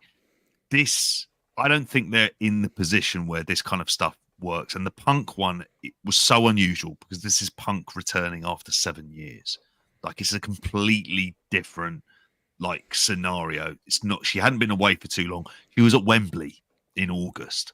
You know, it's not beyond the realms of possibility that Mercedes Moné coming to AEW. As much as we had said, and we should admit that we thought, oh no, she'll end up in WWE. It just seemed absolutely kind of nailed on. And then sort of post Rumble, it felt, oh, no, actually, she might well be going to AEW, and then hence we are with this big business show. I just think that's what I would be with you in terms of promote it, because I just think they're at the stage where they could have let it build up for a couple of weeks. They could have been reminding people in 2 weeks' time, Mercedes Moné is going to be debuting. You're doing that kind of like reminder, see if you can borrow the New Japan footage or whatever in order to kind of get her there to put together like kind of promo videos and the rest, just to sort of show people, oh yeah, we've got Sasha Banks, but obviously not with that name. That would have been the better route for that. That would have been something that she could have used, but I think you can't do this kind of cloak and dagger, try and play a mystery stuff. It wouldn't work because we know she's going to be there. It's in what context is she going to be there? Are they going to push her straight up that she's challenging kind of Tony Storm? That's really it. That's kind of like where it's the mystery isn't her appearance or the fact of her being on AEW TV. I don't think that's that novel. No, well, this is the thing. Like, if you split the fan bases down, and Andy's making some cracking points in the chat there. But like to go further on that, you know, he says Sasha's not exactly a punk in terms of draw, and that she'd wrestled outside of the States for New Japan. That's exactly it. Because who are these like 1 foot in, 1 foot out builds for? It's for the likes of us. I think the people like us who know it's here have seen her work New Japan already. We've seen it outside the WWE system, and it was fine. But you know what I mean? That's not the draw anymore for us. But the more, dare I say it, casual, I hate using the term, casual fan who might not have seen the New Japan stuff is the people that you want to attract. The people who, like, what? She's outside the WWE and haven't had that on the radar. They're the people you want to sell tickets to in Boston. Yeah. They're the people who you want to watch the TV show on Wednesday. They're the people who probably aren't gonna be as tuned into the hints as we are. So yeah, actually, when you put the Sasha Banks stands. Yeah, them. I mean, I guess they'll know. You know, they know everything. They know what she had for breakfast. But you know, if she is any kind of draw, which is kind of unproven, then yeah, you're probably leaving a bit on the table. But again, it will. And it is Sam. It's not even the first time she's been on camera in AEW, so add that in too. Yeah, I think that if they're the people you're after, and if they are allegedly out there, then you probably just want to get them all at your table. But we'll see. We'll see how it pays off for them. But yeah, that's kind of the main draw of Dynamite this week. Couple of quick news notes before we get into the Mania build next. No Matt here, but we're still talking some WWE. A little bit of a background on it on Shelton Benjamin and his rumoured signing with AEW, as I cringe into myself. I really thought this one might not come. He's all right, isn't he? But yeah, apparently became a free agent after his WWE non-compete ended in December. Apparently, Shelton Benjamin AEW didn't initially speak, but the two sides have had recent conversations about him coming in. It's unknown if this was a contract or full-time appearance. So yeah, it could be like a, comes in for a week, does a job, or comes in for a week, or bring him in Charlie Haas out for the tag maybe not for the tag team tournament. I don't know. But yeah, any interest in seeing Shelton Benjamin in AEW? No, he feels to me as he's the original Dolph Ziggler / Nick Nemeth, isn't it? Here's the guys outside of the system. He's going to do really well. It's like, no, there's a whole nondescript runs in New Japan and Noah. Really well means 3.25 star matches, both of them. Yeah, absolutely. Exactly. Got one of them to talk about later. He's kind of checked out. Yeah, I saw him in Preston for PCW, and yeah, it was like, there's Shelton Benjamin collected his wage. And I saw him in New Japan. That's the thing. A lot of the people who will talk about him, like, oh, he's this great worker, wait till you see what he did. I saw it in Japan, and it wasn't that good. Shelton X Benjamin. Has anyone got any great Shelton X Benjamin memories? Put them in the chat if you have. Other quick news note from AEW. Kyle O'Reilly obviously being back. We've got a bit more of a detail on that from over at our friends at Fightful. But yeah, apparently he showed up. Obviously showing up with his new look and everything. They'd expect him to be part of the Undisputed Kingdom reveal, but now a different direction has been in the work for months. Apparently his return was well known within AEW, and a few people did see him traveling into town as well. Although there've been a lot of rumouring of him being backstage at AEW shows, you probably wouldn't look too much into that. But yeah, apparently there's been another note from Vital. No talks with Bobby Fish as of a couple of weeks ago, or plans. Thank God. To come in and join Kyle O'Reilly. Yeah, let Kyle be a singles guy. I know James hates him.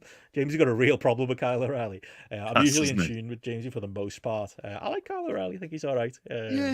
He's not a Shelton Benjamin for me. Top 5 Shelton X Benjamin matches. Simon asking in the chat. Yeah, send them over. Let us know. But there we go. And Money in the Bank doesn't count.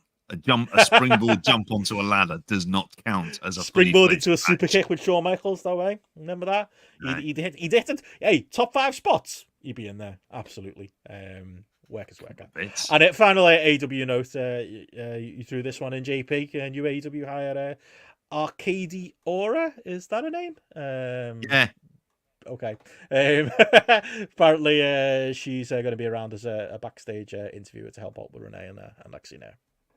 Yeah, and this is something where this is part of the natural growth of they need people doing these kind of backstage segment stuff. I think we'd said on one of the, I'd said on the midweek news dump that she was going to be signing on here as well, and they need people like this. I mean, just to effectively do, because Lexi Nair gets I think she does Ring of Honor stuff as well at the same time, as well as obviously Rampage, Collision. I think Renee only ever seems to do kind of mainly Dynamite for the most part.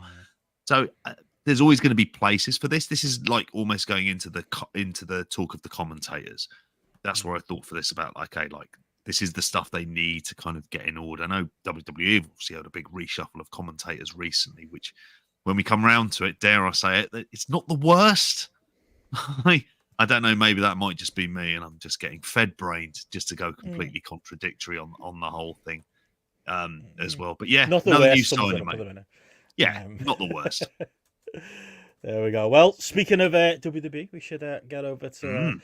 Obviously, we'll talk in-ring matters, notwithstanding the story we open the show up with, which should, of course, always get the main headlines here. But yeah, a lot going on in WWE this last week as far as build to WrestleMania goes.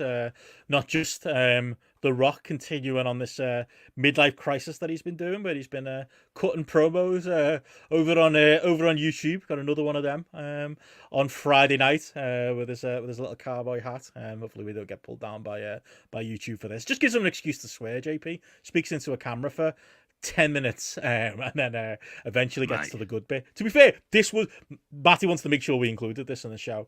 It was actually a good promo in the end. Took him a while to get there, but it was a good promo in the end. And I thought the segment was good on Smackdown as well this week. Looking forward to diving into that too. But did you catch this, or is there not enough time in the day to watch not enough and his Instagram promos? I didn't see the Instagram promo. The one that I did see was the promo that he did it was the promo with Roman Reigns, where Cody Rhodes and Seth Rollins answered the challenge on SmackDown. I saw snippets he didn't swear in that of the Instagram promo. He didn't swear. The direction you can fuck, which was a good line. Which is a great line. That's a cracking line. And he's got that ability. And this is the thing, is I think he's kind of embracing getting the chance of being a dickhead I'm enjoying at the same time. And it is enjoyable. And I think it's because he's got a vest. Overall, I think this is the thing we're going to probably find with this run. And this is probably where he's going to really throw himself into the match. He's got a vested interest. He's got skin in the game when it comes to this. And I think, not to go back to the Vince McMahon stuff, but the stories in order about WWE for the main, about them from a corporate level, are all negative. Really, really negative.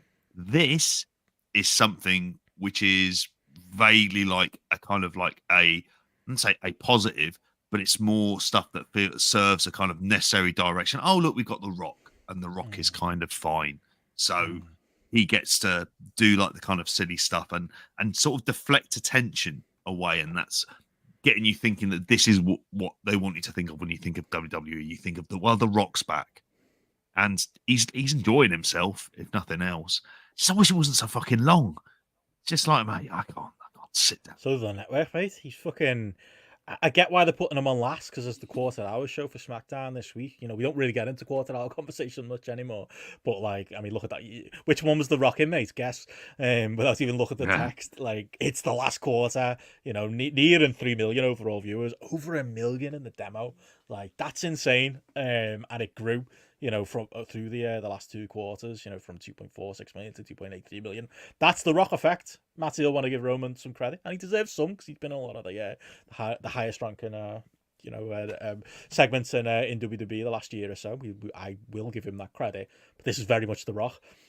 But I think this is the problem. It comes with the caveat of you put him in the last quarter, because it means, unlike when he was out there last week, and I've seen Joe Lanza say this, so it's not an original thought. He came out for the first quarter and then the show died a death.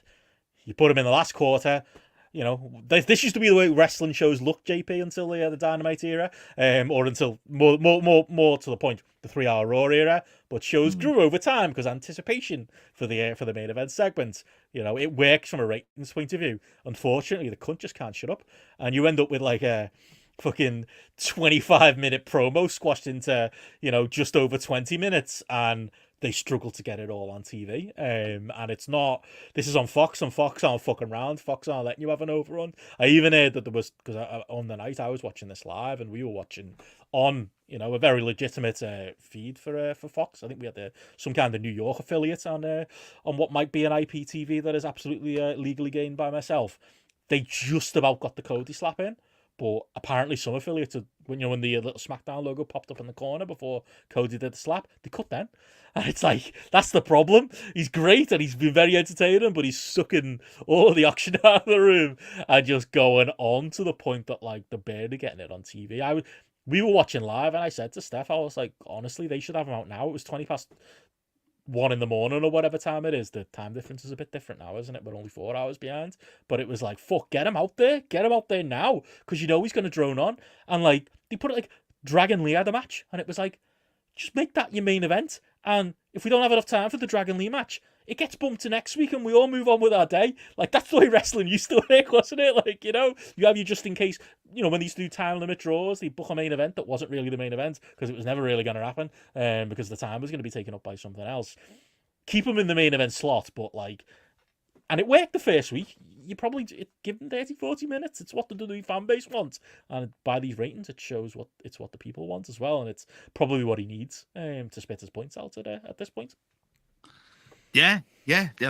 Maybe that really is the case. And it's interesting we're seeing the graph like that, because we don't see that anymore. We just see things fucking plummeting off a cliff at like this point. Like you say, on Dynamite, you know, because they don't do the build, and they don't really do that kind of, I say, show long storylines. But the idea of this is the thing that's coming up. You've got that constant kind of reminder of this big thing involving the big stars. The big stars that are arriving. Oh, now that, and it was goofy, but now they're backstage. Oh, now the security guarding the door. Like, that's just basic wrestling, or basic whatever WWE is if it's not wrestling. Like, it's just kind of how it works. But to talk about the segment, I thought it was a home run. I liked it better than I liked the Roman and Rock one from last week. I think everybody, with the exception of one person, came across well in it. I think watching it, having, you know, they give Roman his long entrance, they give Rock his long entrance, and then the baby faces come out and it's the Cody's music. And live I was tweeting along going, fucking hell, what a loser Seth Rollins is. He's the world champion, allegedly, coming out to somebody else's music. And they didn't even give him the dignity, JP, if they went to break during the entrances, because that's how long this was, and came back and it was still Cody's music playing. It was like, at least give him like 3 minutes, 3 seconds of his song at that point, because the fans are going to sing it anyway. I almost felt bad for Seth Rollins at that moment, JP. But I've got to say, he did a cracking job in the segment. I thought he brought a seriousness to it and a weight to it that you don't expect from Seth Rollins. He got right in the Rock's face and was great with it, you know, talking about, you know, you've had your time, you can't have ours, or whatever he said. In the words of Matty, there were layers and story there, with him being the one to accept the challenge instead of Cody, and Cody kind of side-eyeing him. It was a good segment for Seth Rollins, I thought. Probably go through them all, because I thought Seth looked great. Rock's He's been very entertaining in this role. I've very much enjoyed him doing what he does. Again, could do with an editor. And I thought, you know, we got, for the market who saw it, Cody finally getting his revenge for getting slapped at that WrestleMania press conference and not having any comeback, as CM Punk reminded us all 20 different times. You know, he got that. He got a couple of really, you know, good lines in there as well. All three of them look great, and yeah, what a great segment, JP, there with the three men in it. It's a shame there wasn't a fourth. Don't know what they'll do for the tag match at WrestleMania. They'll have to wheel out, Jimmy Uso or something like that to get a fourth person in the ring. But yeah, the three that I mentioned did great. The bloke just stood at the back, not saying anything in the background. Just who's there? Who got a really, because it's like 21 minutes. I looked on the segments. I thought, I bet they're just riffing. It was like, no, it's 10 minutes of fucking entrances. Like as much as anything else. And actually, when they were doing the promo stuff, it was quite focused. It's interesting because I think regular listeners would have thought, you're talking about three people were great and one of them was shit, that one shit person would have been Seth Rollins. But it really wasn't. I thought he had like the line of when he called him Mr. Midlife Crisis, which, because at the beginning he does come out where it's like, here's Cody and his mental mate who dresses like a twat, like kind of like following up behind him. But I thought it worked for what it needed to do, even if they have just stretched out these parts where there isn't anything kind of like earth-shattering happening. It's just a reason for a confrontation. 6 weeks ago. Yeah. We know where we are with this. You don't need to have them do this. I mean, dare I say it, they won't probably end up doing it, but you could just have, I don't know, training montages at this stage. You don't need to get to this point where, like, certainly, you know, because I think sometimes you just like they're flogging a dead horse for it as much as anything else. But it was generally entertaining. It's just I was watching this going like, right, where's Roman? Where is he in this? He was nowhere. The world champion, the one who's facing Cody at WrestleMania, the big match on night 2. Yeah, and like I know what the pushback is. Well, other than I like Roman Reigns, there is a pushback, and it's, you know, there's a story they're telling here, and I've seen it. You know, people make the point. Yeah, I think there is to an extent, but this isn't a fresh point. We've been making this point since the WrestleMania press conference. When The Rock stands next to Dwayne Johnson, when The Rock stands next to Dwayne Johnson, that'd be impressive. When Roman Reigns, the contortionist, when Roman Reigns stands next to Dwayne Johnson, he comes across like less of a star, and he did at the WrestleMania presser, and he did when they walked past Triple H backstage, and he does every week on SmackDown. You can say, oh, well, we're going to make that part of the story. I kind of get that logic, because if we're going to a story of, you know, at some point Rock's, you know, going to see sense, or it's been a plan all along, and he's going to join the Cody side, and it's going to set up a match with him and Roman. I kind of get it as a tool to get there. But we're 3 weeks out from WrestleMania. Roman Reigns can't look this week. It's such a dangerous game. If that is your story you tell, and I'm not 100% convinced, but let's play devil's advocate. Let's say it is. It's a really fucking dangerous game to lean into what is the truth, that The Rock is a gigantically bigger star than Roman Reigns. And us all knowing that is one thing. It being played out on screen isn't good for Roman Reigns, no matter what the end point is with the story. And I just think like again, but I'm playing devil's advocate, I'm going along with this, but this is a possibility. But even if it is a possibility, there's the story side of it, but there's also the real life side of it, where he absolutely looks bothered. He looks like he doesn't know what to do with his hands. He looks like, you know, he not only was wasn't his only negative, you know, contribution to this segment. He had the horrendous, like, straight out of 1998 line about Seth Rollins being a cross-dresser. That was what he gave to this segment. Like, that showed poor judgment for me. Even if fucking, you know, even if it was written for him, he shouldn't have fucking said it. But it wasn't just that. It was when, you know, he's jumping up and down on the spot, throwing the one-up when Roman's talking about, like, the bloodline and acknowledging him and all of that stuff. Like, that showed poor judgment because it just made him look like a fucking geek. And I think you can tell the story that there's tension between the two and Rock is trying to take Roman's spotlight without playing out on screen what is the absolute truth, that The Rock is a much bigger star than Roman Reigns. I just think it's for someone who you've protected for so long, for someone whose entire character is built on a kayfabe win streak and, you know, a company created and a self-created aura, you're really playing with fire. You're damaging that aura. He's coming across lesser than, and whether it's the intent or not, I would imagine people backstage and maybe Rowan himself are going to go, you know what, this might have been, even if this was a plan, we need to dial it back a little bit more. I can't look that much of a B team player next to Uncle Rock. He comes across like a kid. He comes across like, he's hanging around with the bigger boys who are a couple of years older than him, and he's the runt of the litter. And that's not the Roman Reigns we've known, for this run. It can be rescued like quite easily. Totally. I think it just needs to be like, that's the thing about this. It's not like it's hopeless, but there would be the thing that I want to actually see is, and you don't want to have too much of it, because there is a subtle balance between kind of overplaying the possibility of dissension, but you want the hint to it, rather like you said about the side eye of Rollins accepting the challenge for Cody. But you want the idea of actually they had a rivalry. That was the rivalry that Cody had when he came into WWE.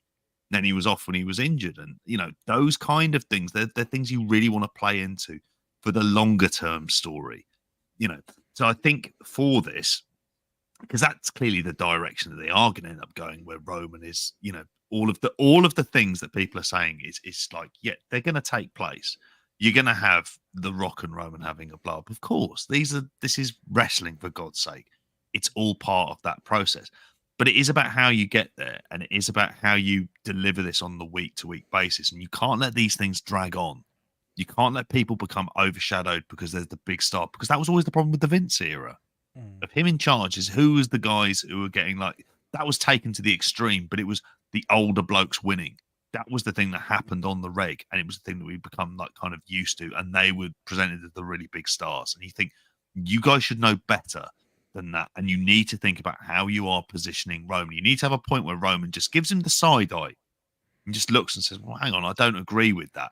And that's where you get your kind of your development in there. I've been doing that, to be fair.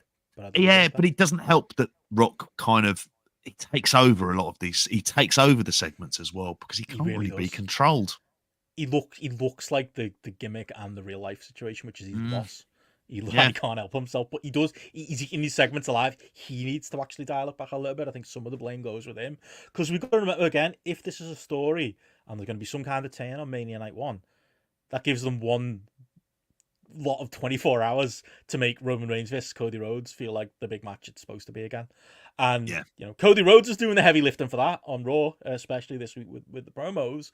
But you got to remember, that's supposed to be the big match of Mania weekend, and in kayfabe and in story, it's getting dwarfed a little bit by this stuff. And I think they've just got the balance wrong. They've absolutely got the balance wrong when it comes to Roman and Rock right now. And that isn't fully covered by story. But I will say, overall, good segment. I thought last week's was a good segment as well. Roman was better in that segment. Wouldn't call him the MVP, which I know Matty would if he was here. He'd be shouting that from the rooftops and telling us all to trust in Roman. I'm willing to let it play out and see what happens. But yeah, it feels right now like he's the least important part of the story, and that is nuts considering who he has been in WWE the last while. We'll say that's probably the most pressing thing to talk about. SmackDown. Raw had a cracking Cody promo on it. Again, if you like maybe JP and me some weeks, I did actually watch all the Raw this week, but 3-hour Raws aren't your thing, but it's WrestleMania season and you're thinking, fuck it. I mean, you can watch it at 12 o'clock, so there's at least that as a British person, but you can watch the 3-minute highlights on YouTube and probably get the bulk of the story that you need. There's a cut of Cody's promo on there that I rewatched today after seeing it live last night. Corker, brilliant. Sit down promo with Michael Cole.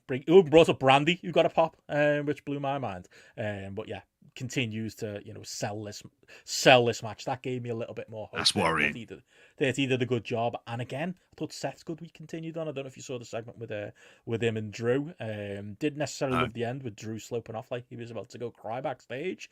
But they had a really good back and forth. Drew continues to walk that line of me potentially liking him now. And I thought Seth was serious enough that he needs to be right now with these. Who knew we'd have a WrestleMania where Seth Rollins is a key part of 2 of the big matches over 2 days. But here we are, and you know what? You got to give him credit. He's handling it.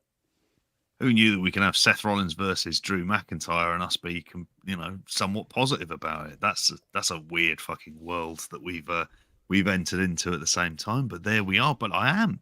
And the work that Drew has done, I didn't see that segment. I watched one thing from Raw this week, which inexplicably, it was a match. because I was kind of intrigued by it to see what they did. But I think there's things about that when you look at the Mania card where you think, okay, well, there's stuff that certainly for the audience that is there that night, they'll be like well and truly into it. Yeah. You say the other highlights of it. There was just before we move off Bloodline entirely. There's Jimmy and Jay. Sorry, I'm double dipping here to just give Matty an aneurysm as he listens to this on his plane to Las Vegas. Jimmy and Jay. I think he'd agree with me here. For as obvious a story as this was to tell, they're not telling it. I thought the Rumble was a warning sign that this wasn't as hot as it was at the times when people like Matty were talking about it, maybe headlining a night of WrestleMania last year. It was lukewarm and nothing really happened, and no one really seemed to care in the Rumble once the initial pops were out of the way. They had Jey Uso on Raw this week because a promo challenging Jimmy for WrestleMania. Fightful and others have reported that is on the docket and is a match for WrestleMania.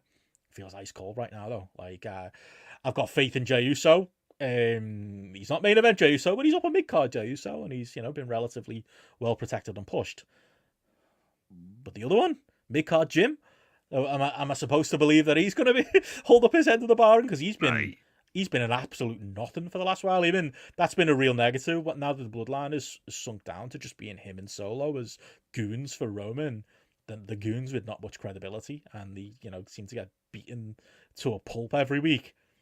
They really haven't done a job of protecting him to make that match feel as important as it could. And the story itself as well, the turn happened fucking eons ago. We've not really referenced it in a while. They haven't got much time to build it back up again. I'm sure the WWE fans will probably eat it up because it's Jimmy versus Jay at a WrestleMania, but yeah, it's cold when it didn't need to be. It almost feels like they've just gone, oh yeah, we were going to do Jimmy and Jay at WrestleMania, weren't we? All right, let's get that announced. Like, they haven't really done the legwork to get you to this point. They've almost forgotten about it and like brought it back. It was almost Tony Khan-esque in its booking. Yeah, it really is. I mean, do you know what it should be doing for this angle? I was thinking about this. It should have just gone very serious. Just would have like almost forget a lot of the bloodline stuff and just have this about you've overshadowed me.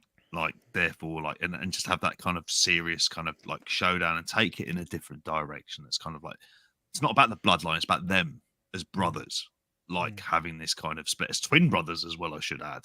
Like, which is it's a hell of a bond, isn't it? I'm not a twin, so I wouldn't necessarily know about it, but like, I don't know how I'd react if there was someone who looked like kind of acted exactly like me that I knocked about with most of the day. It'd probably drive me fucking insane. But I think there's a whole other series of stuff that you could do with that, and you could have it going in a somewhat more serious direction. Well, there's a long list, JP, of great brother versus brother feuds and matches, isn't it? Brett and Owen, Cody, Dustin. It was one match though, wasn't it? Even tag team partners doesn't often work out, does it? It just feels ice cold right now. I don't want it to be. I really like Jey Uso. He's someone I agree with Matthew. I'm a big fan of. I like him in the position he's in.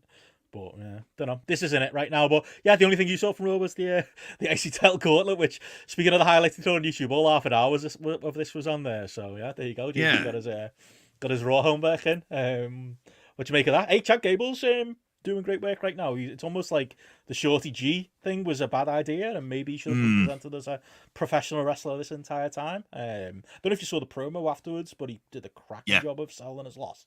Like, proper sports build stuff that you'd expect from AEW, where it was the crushing, the agony defeat that gets forgotten in WWE stories quite often. Very well told. I don't know what they're planning though. Like, it puts Sammy in a weird position to have him win this thing and go up against Gunther, unless they're planning on doing back-to-back nights or going back to Chad Gable at another point. Don't know. But yeah. Isn't it part of it? It's like they want Sammy to hold a singles title in WWE. Is that something that he's not done? So they're going to get to that. Then they built the whole gauntlet around Chad Gable. That's what I don't understand. That's what I couldn't understand as well, because I knew the result when watching. It was more that, like, Rover had put it in the Discord and said, something's worth watching. I went, I'll watch this. I'll see what it's like. I'm kind of intrigued to see what job they do with those kind of mid card. And it was fine for what it was. I have to say, it wasn't bad because it's a gauntlet match. There was enough people coming in, and no one was kind of like overtly buried. Even when it was like JD McDonough and Ricochet in the beginning, it was like you got to that point with Chad Gable, who very much just seemed like he was presented as if he was like Kurt Angle, effectively like a clean Kurt Angle. He should have been his son. Like, as daft story as that was, he should have been his son. And this is what I think we're just going to get with him. He is a wrestling machine, but he's going to become more brutal by the end of this as well. And there probably was a bit too much of like I don't think his ankle lock finisher looked particularly good as a result of this, because it felt like, you know, it just had it on for like ever, but all it took was that like kind of quick flip from Sammy just to pin him as well. Like it was like a somewhat of a strange direction. I mean, on the night, will the live crowd love the idea of Sami Zayn defeating Gunther? Yeah, they'll go all over it. Or maybe, I mean, because that appears to be the direction they're going in. But I wouldn't be surprised if they did that on night 2 as well. Like you say, in terms of just having that match as somewhat of an impromptu thing. Or, I mean, you can build it for the next pay-per-view in order to let it settle. There's a lot of people that are going to want to get on the card. But if this is the direction for Chad Gable, just go with it. As he is the serious athletic sports type figure that they've got there, because it's sure as fuck not going to be Gable Stevenson. Of that would be pretty much assured. Like, just go with Chad Gable, go with him as a Kurt Angle knockoff. He's perfectly fine to have in that role, and fulfills a role in the roster that they don't really have elsewhere. Definitely. Platt just does jump in. God bless him. I get this. Oh, has he? Trivia nice. Apparently, Sammy's been IC champ 3 times. Oh, what's the fucking point then? In that case, yeah, Gunther wins. Tell you what, if you did the wrestling quiz, mate, on title changes up to the year like 2002, I'd fucking get everyone right. Oh, since that time, no idea. Couldn't do last year, mate. But there we go. I mean, asked a question, I think, on, was it one of the Poison Rana quizzes, and it was about like how many times Edge and Christian have been tagged. And I just said 7. And it was pure stab in the dark guess. I don't know when those fucking title reigns are. They did it so many times. What meaning did it have? It's like, yeah, don't bother with it. Well, on that note, get into a few WWE headlines as far as like other news that has been hitting the airways. First up, it wouldn't be me if I didn't try and cite CM Punk into goings on in WWE. Has been announced for Raw in Chicago this month. So this is the 25th of March episode. So I've been looking at my calendar with obviously making plans for WrestleMania week, which is the week after this. So it's not the I suppose it would be the go home edition of Raw going into Mania weekend. Oh no, it would be the week before. So the 25th is that Monday, and then we got the first the week after. So it's the week before the go home.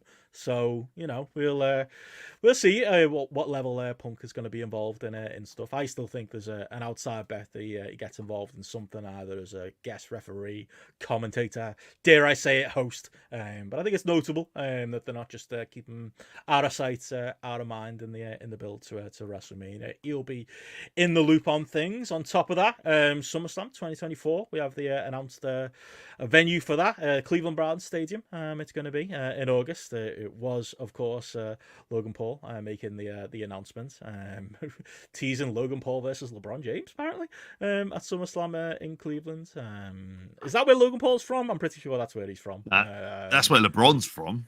Oh, it's where LeBron's from, right? Yeah. Okay, there you go. There's your link in there. Sets us up nicely for another quick WWE story. Apparently, Logan is managed to wangle his magic, as we saw in the opening segment for SmackDown, as Prime Energy is the canvas sponsor for WWE. So it'll kick off of this, JP. I don't mind it. I think it just makes business sense. Like it always felt weird that like it was one of those weird Vince McMahon rules. I almost thought AEW should have done it just to look different and also cash in. Have some sponsors all over the place. You know, Jimmy John's sandwiches and whatever else. Could have a little Popeyes logo on the side. You know, who knows? Could get like the old Progress days when you could pay a tenner and get your name on the ring apron. Always get GRAPPL on there just to mess with them. I think Indie Corner might have been on there. But yeah, there you go. I don't think we got the money that the Prime do, but I don't think it's a bad shot. 8 figures, mate. Yeah, and they did the angle with KSI on SmackDown as well, taking an RKO of all things, which, you know, got a decent bit of press for them as well. All made sense. It absolutely makes sense. Look, we watch enough AAA shows where we're almost nostalgic for the ads, just advertising good old-fashioned petrol, like whatever it is that they've got going on there. In some ways, like this is the thing with WrestleMania. Every match is going to have its own sponsorship. Prime adds in 10 figures, and it is like an incredibly popular drink. I don't know why, it just is, and therefore it makes sense to do it. I don't know why this would be the straw that breaks the camel's back for anyone on here as well. Like this is gonna be a really big, like, kind of deal for them. It's all about making money. We'll probably end up with whatever Russell Crowe film's coming out. Remember that?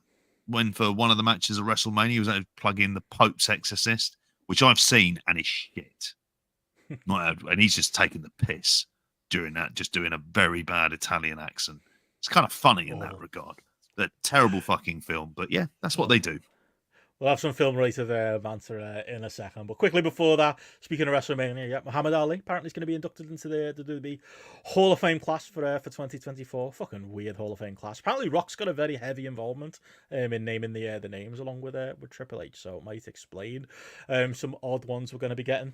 Joins Paul Heyman, Bull Nakano, American wrestling legend, WWF wrestling legend, and the US Express. I love her career, mate, winning that women's championship. But you never stop going on about her and that US Express mixtape that you've got, JP. You're big fans of both. Oh, well, US Express, as we've said, that, like, I said this to Wrestling Dad in between. We were also about the Prime sponsorship, and he's like, "Do you know them?" And I went, "No."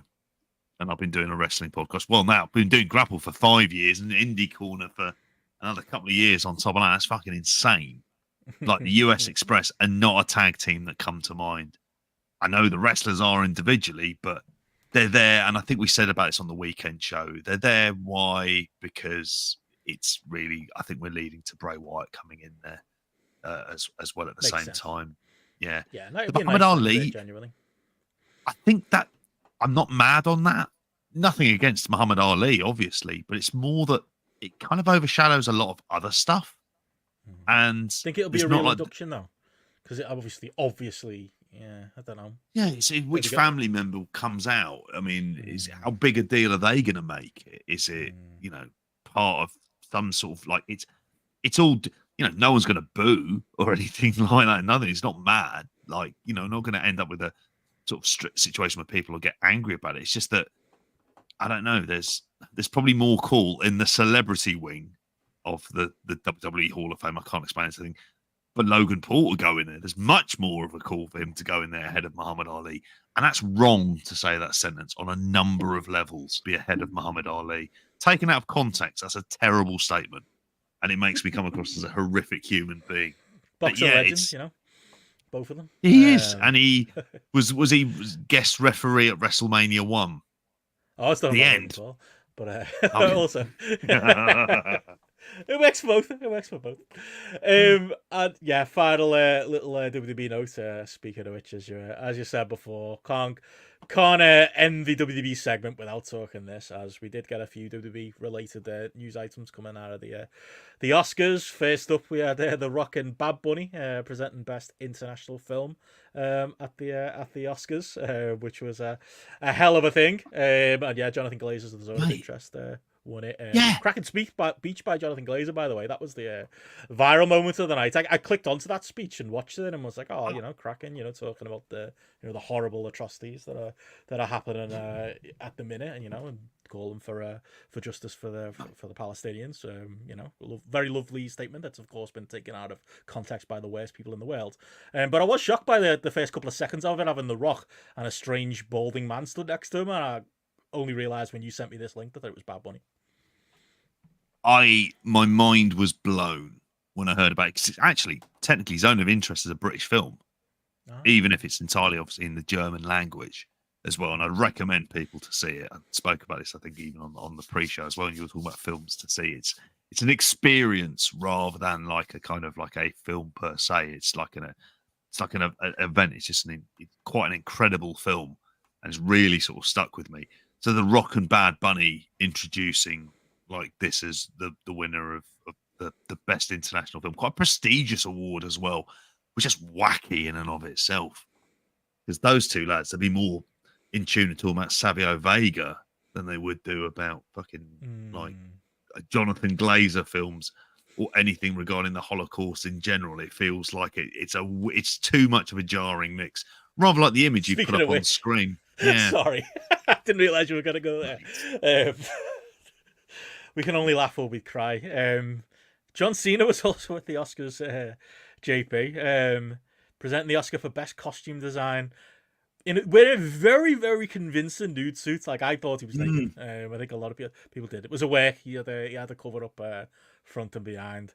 This is another one that the fucking crazies have ran with. Apparently, this is have you seen the stuff on I don't know if, on X, whether you get the pop-ups that they randomly send you now of like random accounts you should follow and stuff like that. They try and hammer that on the, not on my personal account, but on the GRAPPL account. I'll often get like right wing stuff like thrown at me, and I'm like, what's Gareth been liking on the GRAPPL account? And it'll be apparently it's this was his initiation ceremony, to the dark side. It was a humiliation ceremony, JP, to send John Cena out there nude at the Oscars. This is what they do in evil Hollywood. I literally read the tweet that said that. And I was like, no, he's done worse in WWE. Like, this is nothing compared to that, but. Yeah, it was a memorable spot on the night. People laughed. That's was up for it. Yeah, whatever. Yeah, if you look like that as well, like, I mean, I think it'd be the kind of thing where convincing. I mean, it's never a good look, I think, for sort of naked male to walk out, but it's just a sight gag, isn't it? That's really ultimately all it is, and it gets him being remembered more as a kind of like Hollywood figure than as professional wrestler John Cena at the same time. So yeah. It was just like I just thought, like, what the fuck is going on? This is mad. On the back of Rock and Bad Bunny in there as well. It's like all three of them will have like kind of wrestled within the last 12 months in WWE. Just needed Logan Paul to turn up on stage. But it's a very weird one. I mean, I know he's got a new film out on Prime where he's dressed up like Britney Spears in the Hit Me Baby One More Time What video. is that about? It's what's it called, like Johnny Ricky Synicity. I had to explain by wrestling dad Danny about this as well. Again, this was part of the big fitting a lot in those hour-long conversations at football training on a Monday. But the fake OnlyFans and all kinds, didn't he? It's on Amazon for free, so I'll probably watch it at some point. I don't think it's going to be a film club, but it was Zac Efron on my letterbox from Iron Claw. Yeah, I love Zac Efron, so I'll probably end up watching it at some point. Odd. It was. He's like playing like a fake best friend, or something along those lines. And, an imaginary friend or something like that. Yeah. Imagine. And Ryan Gosling was very good singing his "I Am Ken" song from the Barbie film, which is fine, not that great. And Barbie's done all right. Didn't need to win all the Oscars. It's doing all right. Yeah, what we should talk about, JP, is the man singing rather than the women who were nominated for awards, because that will prove our point, that the point has been missed of the film. Or are we the ones missing it ourselves? Who knows? Just throwing it out there, John Paul. On that note, anything else on the Oscars or WWE?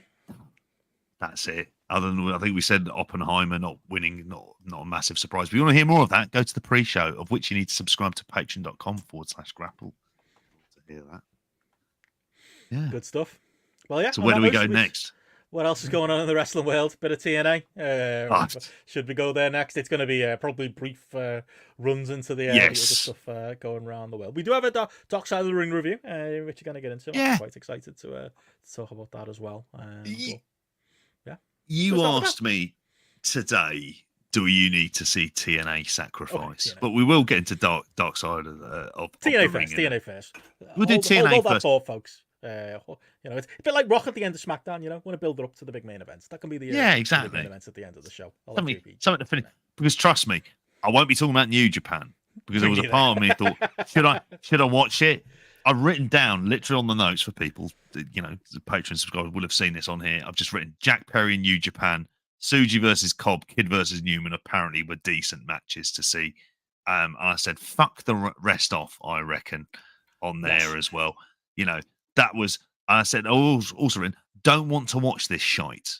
Yeah, like that was another thing that I had to kind of throw into the mix for this. So there was no way in hell I was going to watch New Japan. But I did see bits of TNA Sacrifice from St. Clair College in Ontario. Where was it? Windsor, Ontario. Apparently very near Detroit. I don't understand. That's why very much Scott D'Amore country as well. Didn't see all of it. I certainly fast forward when I saw that there was the no DQ match between PCO and Con. I went, there's no fucking way I'm watching that. So what's the stuff I did see?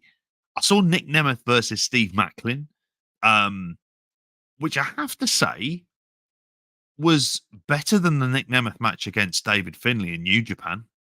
I thought it was like, I thought it was generally decent, probably because I really like Steve Macklin. I've grown to enjoy him. He's just a big bruiser type, and he delivered for me. I thought he was, in kind of like he didn't get entirely overshadowed in a way. I knew Nick Nemeth was winning. It was like, well, how strong would Steve Macklin end up being? And he lived up to his end of the deal. And a couple of super kicks from Nick Nemeth leading into the old zigzag, and he ended up winning. But I thought Macklin didn't necessarily lose a lot in defeat. Although the reality is Macklin's leaving. As soon as his contract's up, is he going to go? Is he going to get signed up by AEW? Where I fear he'd get lost in the shuffle. If Ring of Honor was its own kind of entity, Macklin would be a good guy to bring into there. But I like generally the energy he brings as that upper mid card heel into the mix. So that's a decent match. I mean, I wouldn't be going. Maybe I'm being generous with this, like 3.75, 3.5, 3.75. It was the best thing on the show. I thought from an in-ring perspective for me, I thought that was perfectly fine. That was like the opener of the show proper. I didn't see the countdown show where they had Speedball Mountain defeating the Rascals in a feud that can only exist in kind of pre-show matches on there as well. The other ones I did see, Alex Hammerstone versus Josh Alexander, which I thought was boring. I thought it was. That got good ratings. That people seem to because I asked you what do I need to see from this show, and to be fair to you, you didn't say that. I just saw on Cage Match it was well rated, so I made sure to include that in my little catch up of it goings on. Did you watch Macklin Nemeth? TNA. I did. That was a lot better. I agree with you on that.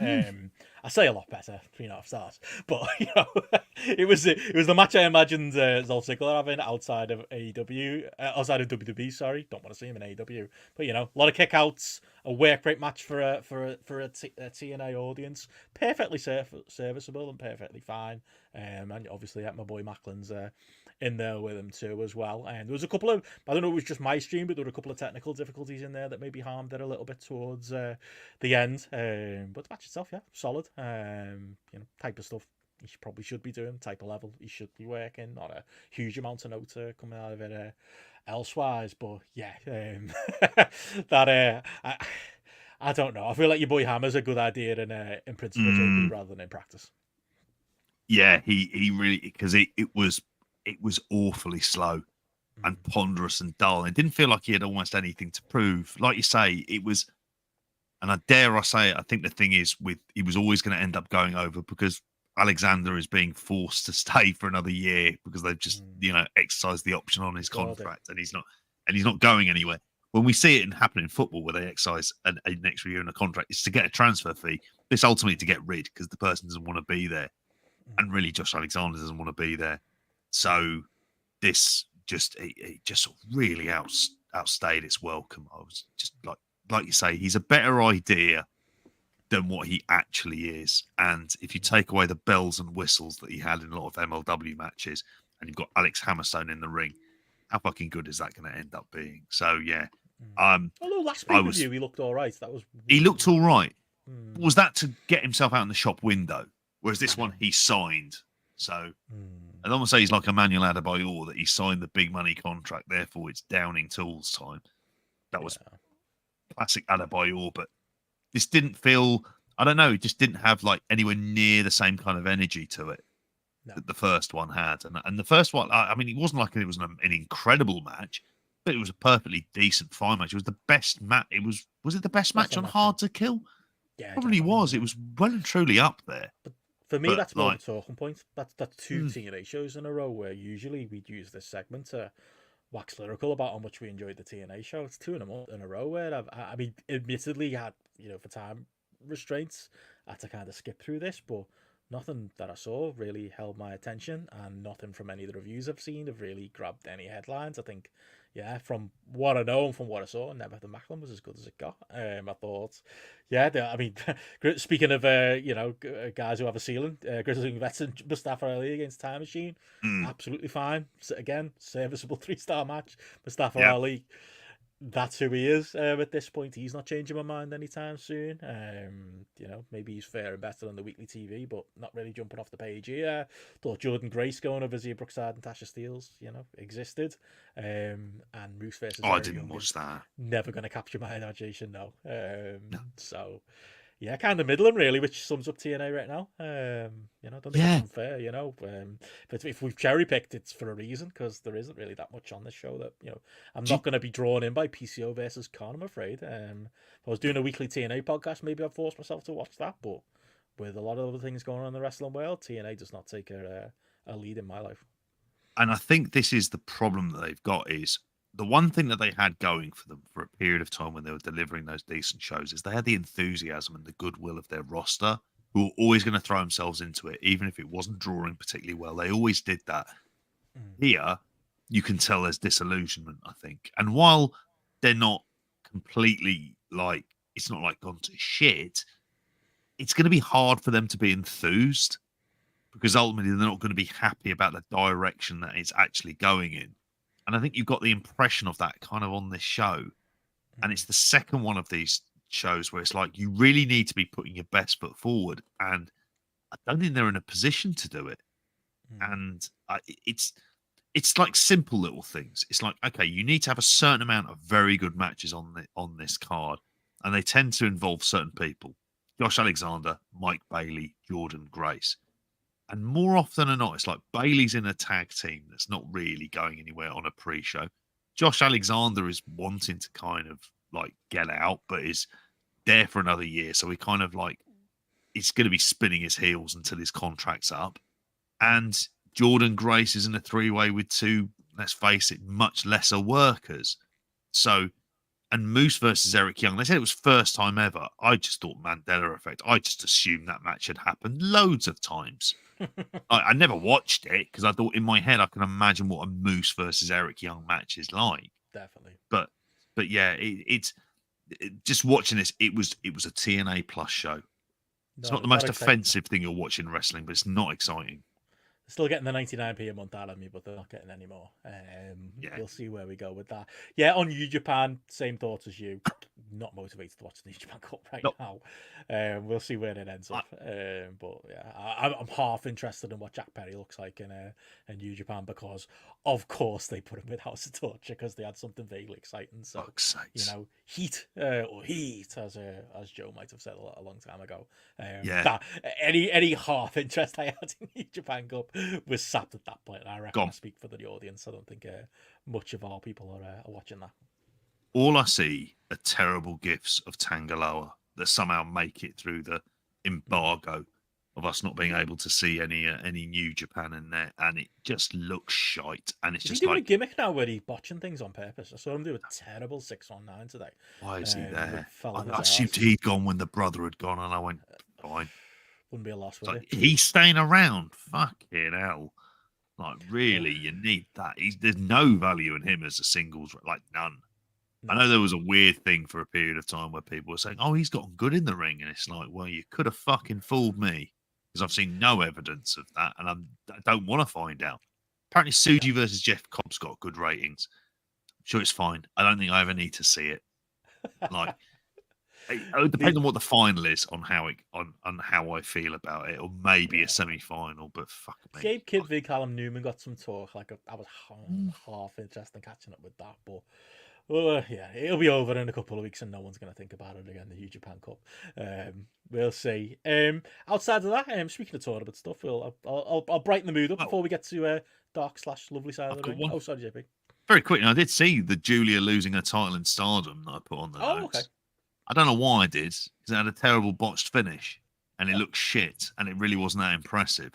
It was like 12 minutes long at Cora because she lost to Stephanie Vaquer. I remember having a decent match with Mercedes Moné, and she wasn't any good here. Like, well, I don't know. It just feels like Julia is... If there's people going through the motions, fuck me, she is going through the motions. And they had a bit where they had a bit of a scrap afterwards as well, but it was just all very... Like, the finish was really clumsy because, like, Julia just lifted up her shoulder and then had it put back down, and the referee still counted 3. It was like, oh, fuck me. Just left a bad feeling and taste in the mouth. But they got the New Japan Strong title off her. that's what they wanted to achieve. That's all that match should be mentioned. Other than that, very lackluster. Well, positive note. You managed to get a little bit of carrot in. A lot of our friends were there over the weekend. A lot of people were marveling, as always, over the production and the YouTube. I think they had the pre-show match, didn't they, for free on the YouTube on Friday night. That was out just before we recorded weekend show. But yeah, it's been fun to at least watch people watch along with it. A lot of people followed along with the German language stream over the weekend, and it sounds like it went well enough. I think you mute a bit. Sorry, muted on that because I was coughing away like a bad one. It just gone down the wrong hole. Just leave that for audio listeners to wonder what the hell is he talking about. But there we go. Of what I saw of it, because I've subbed to it and I want to catch up on it, and they're starting to release the English language versions, which I said to you before, and like I know who the commentator is. He used to do a lot of stuff for like Billy Wood, IWN, stuff like that. Ricky Slater, who I met because someone I worked with, he was mates with him, and so like literally when I was teaching in a place called Whitney, so I was like, okay, this is interesting. So he's out there doing the English language commentary. The things I would say about it, and I think there's probably next week, I'm hoping to probably go into more about the individual matches. I know that there are some people who like kind of, I don't know, like Lawrence Roman was always like, you know, spoiler alert, the guy who wins it, he is very much more like we remember him from Ambition, and it feels like he'd be a late replacement in Ambition. To see him winning 16 carat is quite a turn for this, but the things that I took from it, from what I saw in it on those first nights, one, they're pushing their own guys. So, like, it felt like Igla Blanc was going over Leo Rush. And that seems to be like a theme of the tournament, that they've got this, like, new crop of young guys. But production values-wise, my God, it still absolutely dwarfs everything that's out there, particularly in Europe. It looks great. It looks absolutely fucking tremendous. And it made me want to go to the Zerbenhalle because it did look kind of brilliant for that. Like just the atmosphere and everything else around it as a tournament in there. And I think, you know, I want them to do well. That's where I am with this. The thing I want to come out is go, actually, maybe they've got like these sort of good young talent, and maybe there's a crop of guys who are going to be coming through. They've got the story around like Amboss, who's the Robert Dreisker, the former Avalanche, his stable, and Ewan said there in the chat, said that he wants, you know, that it's all about Lawrence Roman leaving there. So it's just like, okay, fine, go with that stuff. Go with their guys. That's what I heard, like Peter Tihanyi in the main event. So it looks like it's something I'm going to make the effort to see, or certainly cherry pick some of the best bits of. But I just enjoy the production.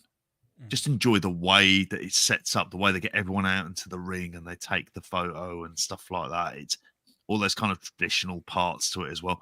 The bond inflation appears to have gone mental.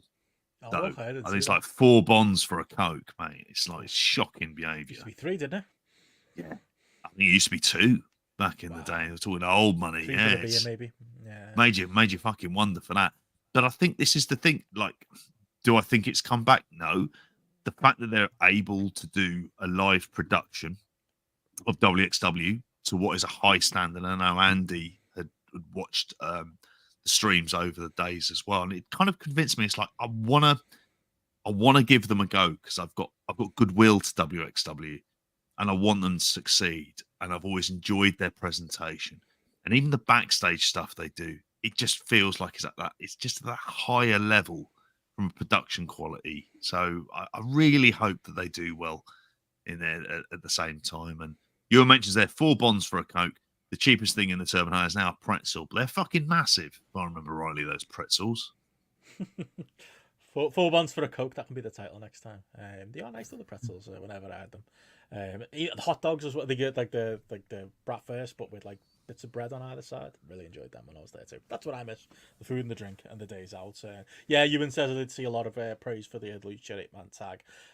Gringo Loco got a lot of praise. Not something I've personally been a fan of, but yeah, a lot of talk of him looking great in that and overall across the weekend. So yeah, hope everyone that went had a great time. We'll find ourselves back in Germany in another point. JP, we should have gone 5-year anniversary of that too. Shame. Yeah. On that note, we should talk the last thing we have on the docket, at least the last main thing we have on the docket, which is the surprise return of Dark Side of the Ring. Did you know this was coming? I didn't. Caught me by surprise. I presume it was announced at some point. We only know the 4 episodes of this first half of the season, I believe, or at least the order we know the 4 of. I think we know some further names too.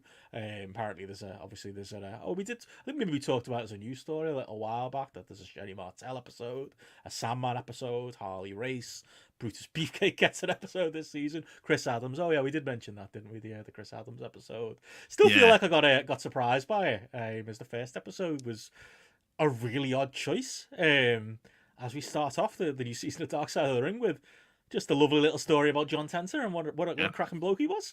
As you've put in our notes, lovely side of the ring. That's essentially what it was this last week, JP. Obviously, it's always awkward because it's premiering tonight. It's an episode about Buff and the Bagwells, apparently, for this next episode. But yeah, for those who are still catching up, what did you make of the Earthquake episode that also managed to somehow fit in quite a bit on Fred Ottman and Typhoon? And I think that tells you a lot, really, that's where they went to on this as well. I mean, we're speaking about a lovely guy who I've written my notes here, lovely bloke with the toughest of paper rounds, entirely uphill, there as well. It's a nice episode. It's not really dramatically pleasing, and it doesn't really tie in with the theme of the show of Dark Side of the Ring. And that feels like it's like a criticism, like it needs to be really bleak or anything else. Yeah, are we just like monsters because we watch so much wrestling and someone dying isn't dark enough for us? Like, I mean, he died really young. Yeah, he was 42, which is incredible. And it appears to be that, like, his kids loved him, his wife loved him. He seemed like he was a very devoted kind of like family man. He had the standard blow-ups that you have in wrestling where he's not getting paid enough, so he goes over to WCW and the rest of it. And he goes over to Japan, and it mentions the Koji Katao shoot fight in a kind of like very brief way, but then it kind of feels like it's like, oh right, we have to get sidetracked because we've spoken about his tag team with Typhoon, so therefore we have to end up getting inevitably to the Shockmaster, which has nothing to do with him. Which is like, okay, you just wanted. We got Haku's reaction. It's funny. You got Haku's reaction to it, which is nice. It's rather than him getting fucking angry, isn't it, on there? But he had one of those laughs that are like every time Haku started laughing again, I'd start laughing. The first time I saw that clip, it was infectious. Like, I can't believe it was the first time you ever saw it. It's my dad's mate Des episode for it, but it was so funny. He had a filthy laugh, Des. My dad's mate Des, and he was one of those people when you heard him laugh and you started laughing as well, and you're like, here we go. Like, just one of those. And he seemed, I'm amazed he hadn't seen it. It was like, fuck me, mate, you were around then. It's like you weren't anyway. It's like, I can't get over the proper belly laugh though. It was like he honestly, there's no faking it. He just thought it was the funniest thing he's ever seen, which we all did on GeoCities in 2001 when we all first saw it, or before that, obviously, if you lived through it, Jesus. I remember hearing. Oh God, it really is. But again, it's interesting. I think there's stuff from earlier on his career that it would have been interesting if they talked about a bit more, like his time in trying to become a getting into sumo. Doesn't really focus on that necessarily as much. It's like, there's a little bit on there as well at the same time, a little bit with him in Japan. There's a little bit with him with Koji Katao, but it almost feels like that's really the kind of the bulk of the main stuff of his career. And it doesn't really go into it in as much detail as what it could do. There's some I'd forgotten the stuff about the Quake burgers that he serves Bobby Heenan and Vince McMahon on prime time when he's crushed Damien. Yeah. And he's sat in him and he's made burgers out Apparently, of them as well. he's watching that on Later Life, giggling to himself about the little lines he threw in there. Yeah. I mean, I get what you're saying as like a documentary. This is always the thing with Dark Side of the Ring. Like, we can critique it as a documentary, but in the end, I just enjoy watching the stories of these wrestlers and reliving, like, you know, this stuff that I haven't really thought about in a while. Like, I enjoyed all of that. It's mind blowing and it's interesting to hear. I did think it was interesting to hear the wrestlers talk about, like, Jake the Snake going, and I found out he was how old when he's, like, you know, feuding with Hogan on top in his fucking 20s, same as Bossman, you know, mid-20s, and working with Hogan in the 80s. It's fucking insane. I thought that was, you know, interesting. I thought, you know, I've got a soft spot for me as a kid is definitely the Natural Disasters. I think even as a kid I knew they were shit. And there's a little bit of an overblown thing where they've got Ottman on there talking about how, well, you know, we could have been this, we could have been that. I was impatient. I wasn't happy with that. Well, I know it was John, was it? John was impatient and wasn't happy with the push and stuff like that. And you know, there is a little bit of you know, redone history there, because I think they just weren't very good and they were a mid-card tag team. But I've got a fondness for them, a memory for them, and I actually enjoyed the behind the scenes of them two finding each other and being like, oh, you're a fat bloke too. Oh, we both like tweak food. Oh, neither of us drink or, like, allegedly, you know, do any of the other dodgy stuff on the road. We can just sit in the hotel room and stuff our faces. Sounds good. There's something really endearing about that. I kind of enjoyed that. So yeah, I like that element of it. I thought it was interesting. But that split happens so early, doesn't it? It's like, you know, they split off and they're not a team anymore. And then after that point, Earthquake's just kind of lost in the shuffle, really. And that's really the end of his major league career. Obviously, there's WCW and WWF stints we can talk about as well, but that's it. It's done. Yeah, that's pretty much it. And it feels like by the time he's kind of like he's finished with his career and he's in, you know, and he's in the oddities and stuff like that, that it's just like, Jesus Christ. That was always Golga. That was just weird. That was a trivia note. That was an early internet trivia note. Like, did you know that Golga was Earthquake, or did you know during the time Golga is Earthquake right now? That was weird because that was the thing. He was in WCW for that period of time. Where, yeah, unfortunately, like, again, they've got his kids on there, and of course it's his kids, so they're gonna say, you know, he was treated badly by WCW. He was, and the gimmicks were bad. The Shark was shit. Avalanche was shit. But I'm not sure if I had him on TV any more than they did once the Nitro era started, because I feel like people like him and Michael Wall Street and people like that, and Bossman, Big Bubba himself, was just dry as anything when it was in the NWO. Speaking of the show we did at the weekend, the NWO Sting era, there wasn't a place on TV for them, really. It was always kind of grey when he came out. It wasn't, they presented it like, oh, wasn't it great when he got to come out and say, I'm not a shark, I'm a man, which does stand out, but it, you know, in the moment it was 8 years too late, it felt like. No recollection of that taking place. Oh, I remember so much from it. He was involved in, you know, when Piper was putting a team together for War Games, and he ended up teaming with the Horsemen, but they wasted like an hour of Nitro of him doing Tough Man contests, and like I think Jerry Flynn was in it and a couple of other like no marks, and just Tenta was one of them, just randomly. It was like one of the tough men who was going to be on Piper's team. Luckily that didn't end up happening. He was so lost in the shuffle at that point that, like, I actually was surprised he was so negative, the family, and the talk about it, the Golga thing, because he got to be in WWF in the, you know, in the Glory Attitude era, even if, you know, it was under a mask. It was a gimmick that I think people enjoyed, you know, the Cartman doll and all of that stuff. It is bit of a side character, but relatively memorable. I don't know. I was surprised they covered that, but they didn't cover right before he fully retired, where he came back and he did like a random Smackdown taping. Don't know if you've ever seen the footage of that. I'm surprised he didn't unearth some of that. Where he comes out to the old Earthquake music, on a Smackdown in like 2007 or something daft like that, which feels a decade later, and it is, but it's really not that long in the concept of time, and he's out there and gets a good reaction, and works I think it's a squash match on a dark taping of SmackDown. But yeah, they didn't include that. They just kind of went on to like his post wrestling life. Yeah, which is really sad, his post wrestling life as well. And this is the thing I'm saying, like, it's a bad episode. It's not bad because what do you come away with John Tenta? Well, he's kind of like, he is a genuinely comes across as a nice guy. Mm. Like his family have nothing, like it doesn't appear to be there's any particular skeletons in the closet. And it's also, and I think this is where I get into the kind of dramatic side of it. Characters like that in wrestling, they had their place. They existed in a certain time zone, and then that went out of the way. Like that was part of the stuff that the Attitude Era and that mid-90s change in wrestling was kind of moving away from, of like your heel is a big bloke that your wonderful baby face can eventually beat. He's the giant monster of the week. And he fulfilled that role. He was more memorable, partly because he was doing it at a time when wrestling was so popular.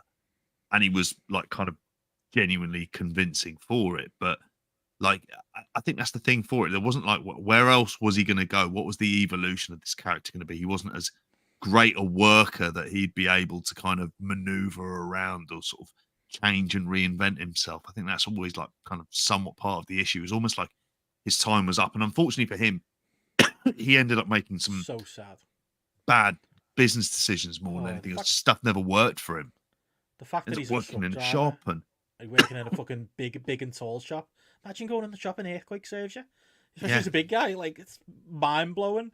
And then obviously, he gets sick while he's truck driving and doesn't tell his family or a doctor or anything like that. And it was absolutely preventable. His death. That's also really sad. But the thing that really stuck with me, JP, you're right in what you say, but I think the overriding like dark side of this and the sad side of this, and you hear it far too many times.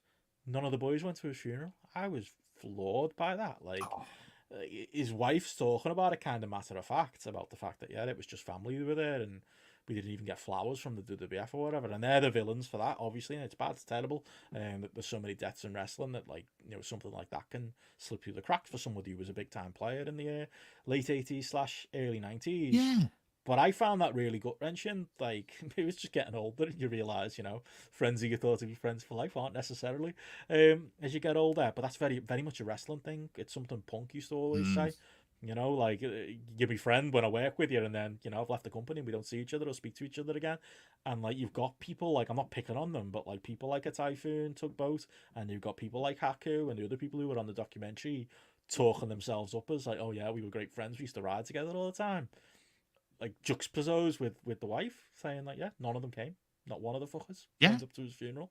Like, that's hard. Just such a harsh reminder of, what the wrestling bubble kind of is. And kind of, and it's for such a lovely, well-loved bloke as well. Just awful. And this isn't a guy who's mired in controversy. There's none of that stuff there about him as a person or anything else. There's no, like, it doesn't appear to be there's like any particular skeletons in his closet or anything else along those lines. So it's like, well, it's not that they've kind of like airbrushed him from history, but he's certainly just like completely forgotten and like kind of skirted over.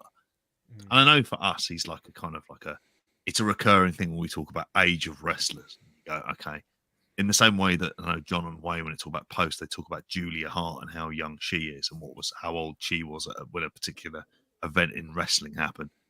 We'll often go to John Tenter at the other end of the scale and going like he was 15 at the time when he was, like fucking 6'7" and like, 400 pounds. I should say I misremembered his return to WWF when he did that. It was 2001, so it felt like it was 10 years after his main run, but it was actually more like 2 or 3. And he was on Smackdown in 2001, or at least doing a dark match on Smackdown in 2001. Different industry though, isn't it?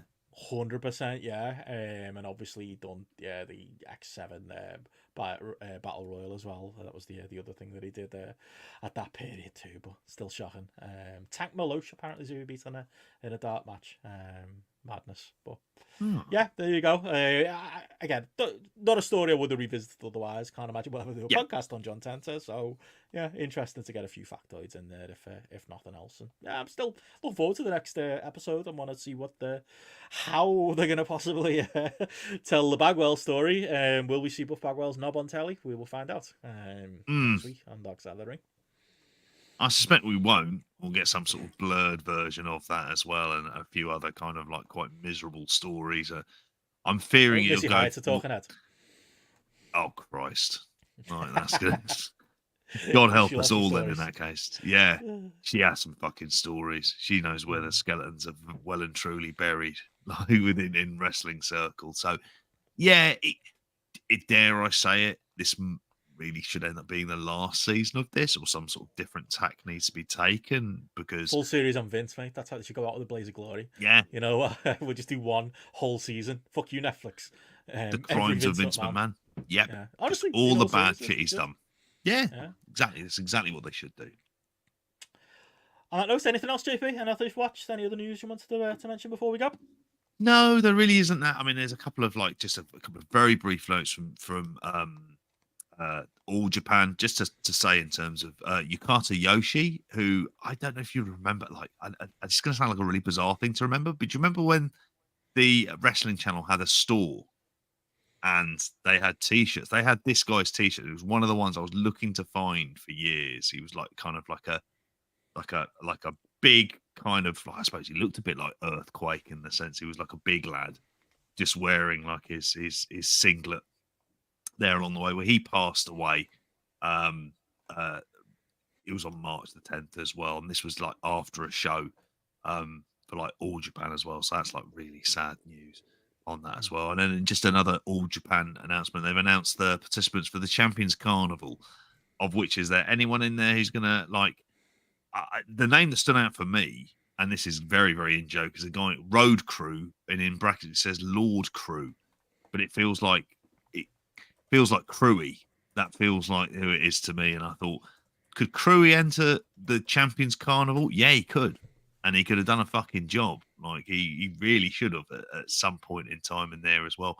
Otherwise, it's usual lads in there: Chitara Ashino, Kenta, Yuma Aoyagi, you know, you've got Hideki Suzuki in there as well, the Saito brothers. It's kind of like the usual lads, basically, in that case. But yeah, it's not been the most busy of news weeks. I think we've done as well to go as far as we have done on this particular edition of Spotlight. So fair play to us on our 5-year anniversary that seems to have completely crept up on us. So it's going to turn out it's actually 4, and we've been absolute fools here. I'm pretty sure it's fine.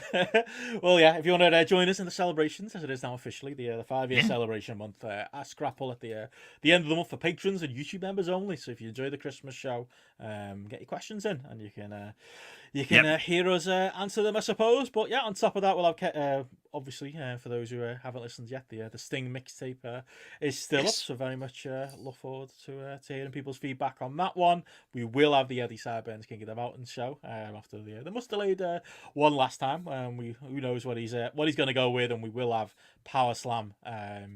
1995 January it is, the PS50. It's the last edition in the 1994 yearbook, weirdly, even though it's dated January. I think it came out in December of 1994. That's how magazines work back in the day. It took a while to ship them. So there we go. If you've got a copy of that lying around, give it a read, and you can hear me and JP get into it. And if you haven't read it, listen to me and JP anyway, and we'll riff on the news of the time and look what's going on in the wrestling world at the tail end of '94 / start of 1995. We'll find out who the man of the second half of the decade is once we found out it was Sting for the first half. So we'll see. Check that out. And yeah, obviously Bracho coming up at the end of the month too, and all that good stuff. And else you want to reference, JP? I saw your show with WH Park. Yes, up on YouTube. Long Winding Road. On Long and Winding Raw Road as well, where I think I'm up there with the leaderboard of people who've made appearances on that show. So like, okay, nice. I'm buzzing about that. There's like quite esteemed territory there. So yeah, me and WH back talking All Japan as well. At some point, we're gonna have a proper chinwag about like June 2 as well, just to have a catch up on that. Because I know he's been to see an IMAX a couple of times, so I'm really looking forward to that. Just to be able to chat with him. But we chatted about, we took a slightly different slant from me on this, which is basically it's like a modern day All Japan. So it's Kenta Miyahara versus Takuya Nomura from 2019. So it's like what was going to be the next generation of Four Pillars. Remember that period of time when I was just buzzing about All Japan? Because that's how, that was like 5 years ago. Fucking hellfire. Just feel very, very old. But yeah, that so we're going to end up, so we had a good chat about that. that's up now on YouTube and through Post Wrestling as well. So definitely have a listen to that. And there's loads of other brilliant episodes in there as well. So would highly recommend that. Obviously, on the Patreon side, we've got all of the good stuff that you mentioned, as well as the weekend show, as well as the midweek news dump in there as well, and the Spotlight pre-show this week, which will be up almost like straight away. Yeah, give us a few minutes to download and do a cheeky edit on it, but yeah, be up very, very soon. Check all that out, and yeah, we'll be back for Spotlight next week. So, yep, thank you, patrons. Thank you, YouTube members. Thank you, live patrons who've tuned in with us live tonight, as well as the live YouTube member tier. Thank you to our Kings of the Mountain, Carl Gack, Robert Brocky, Carol Laughlin, Eddie Tyburns, Chris Platt, Simon Gunn, and Ewan Cameron. And we will catch you all again for Spotlight once again next week. Bye. Bye, yeah.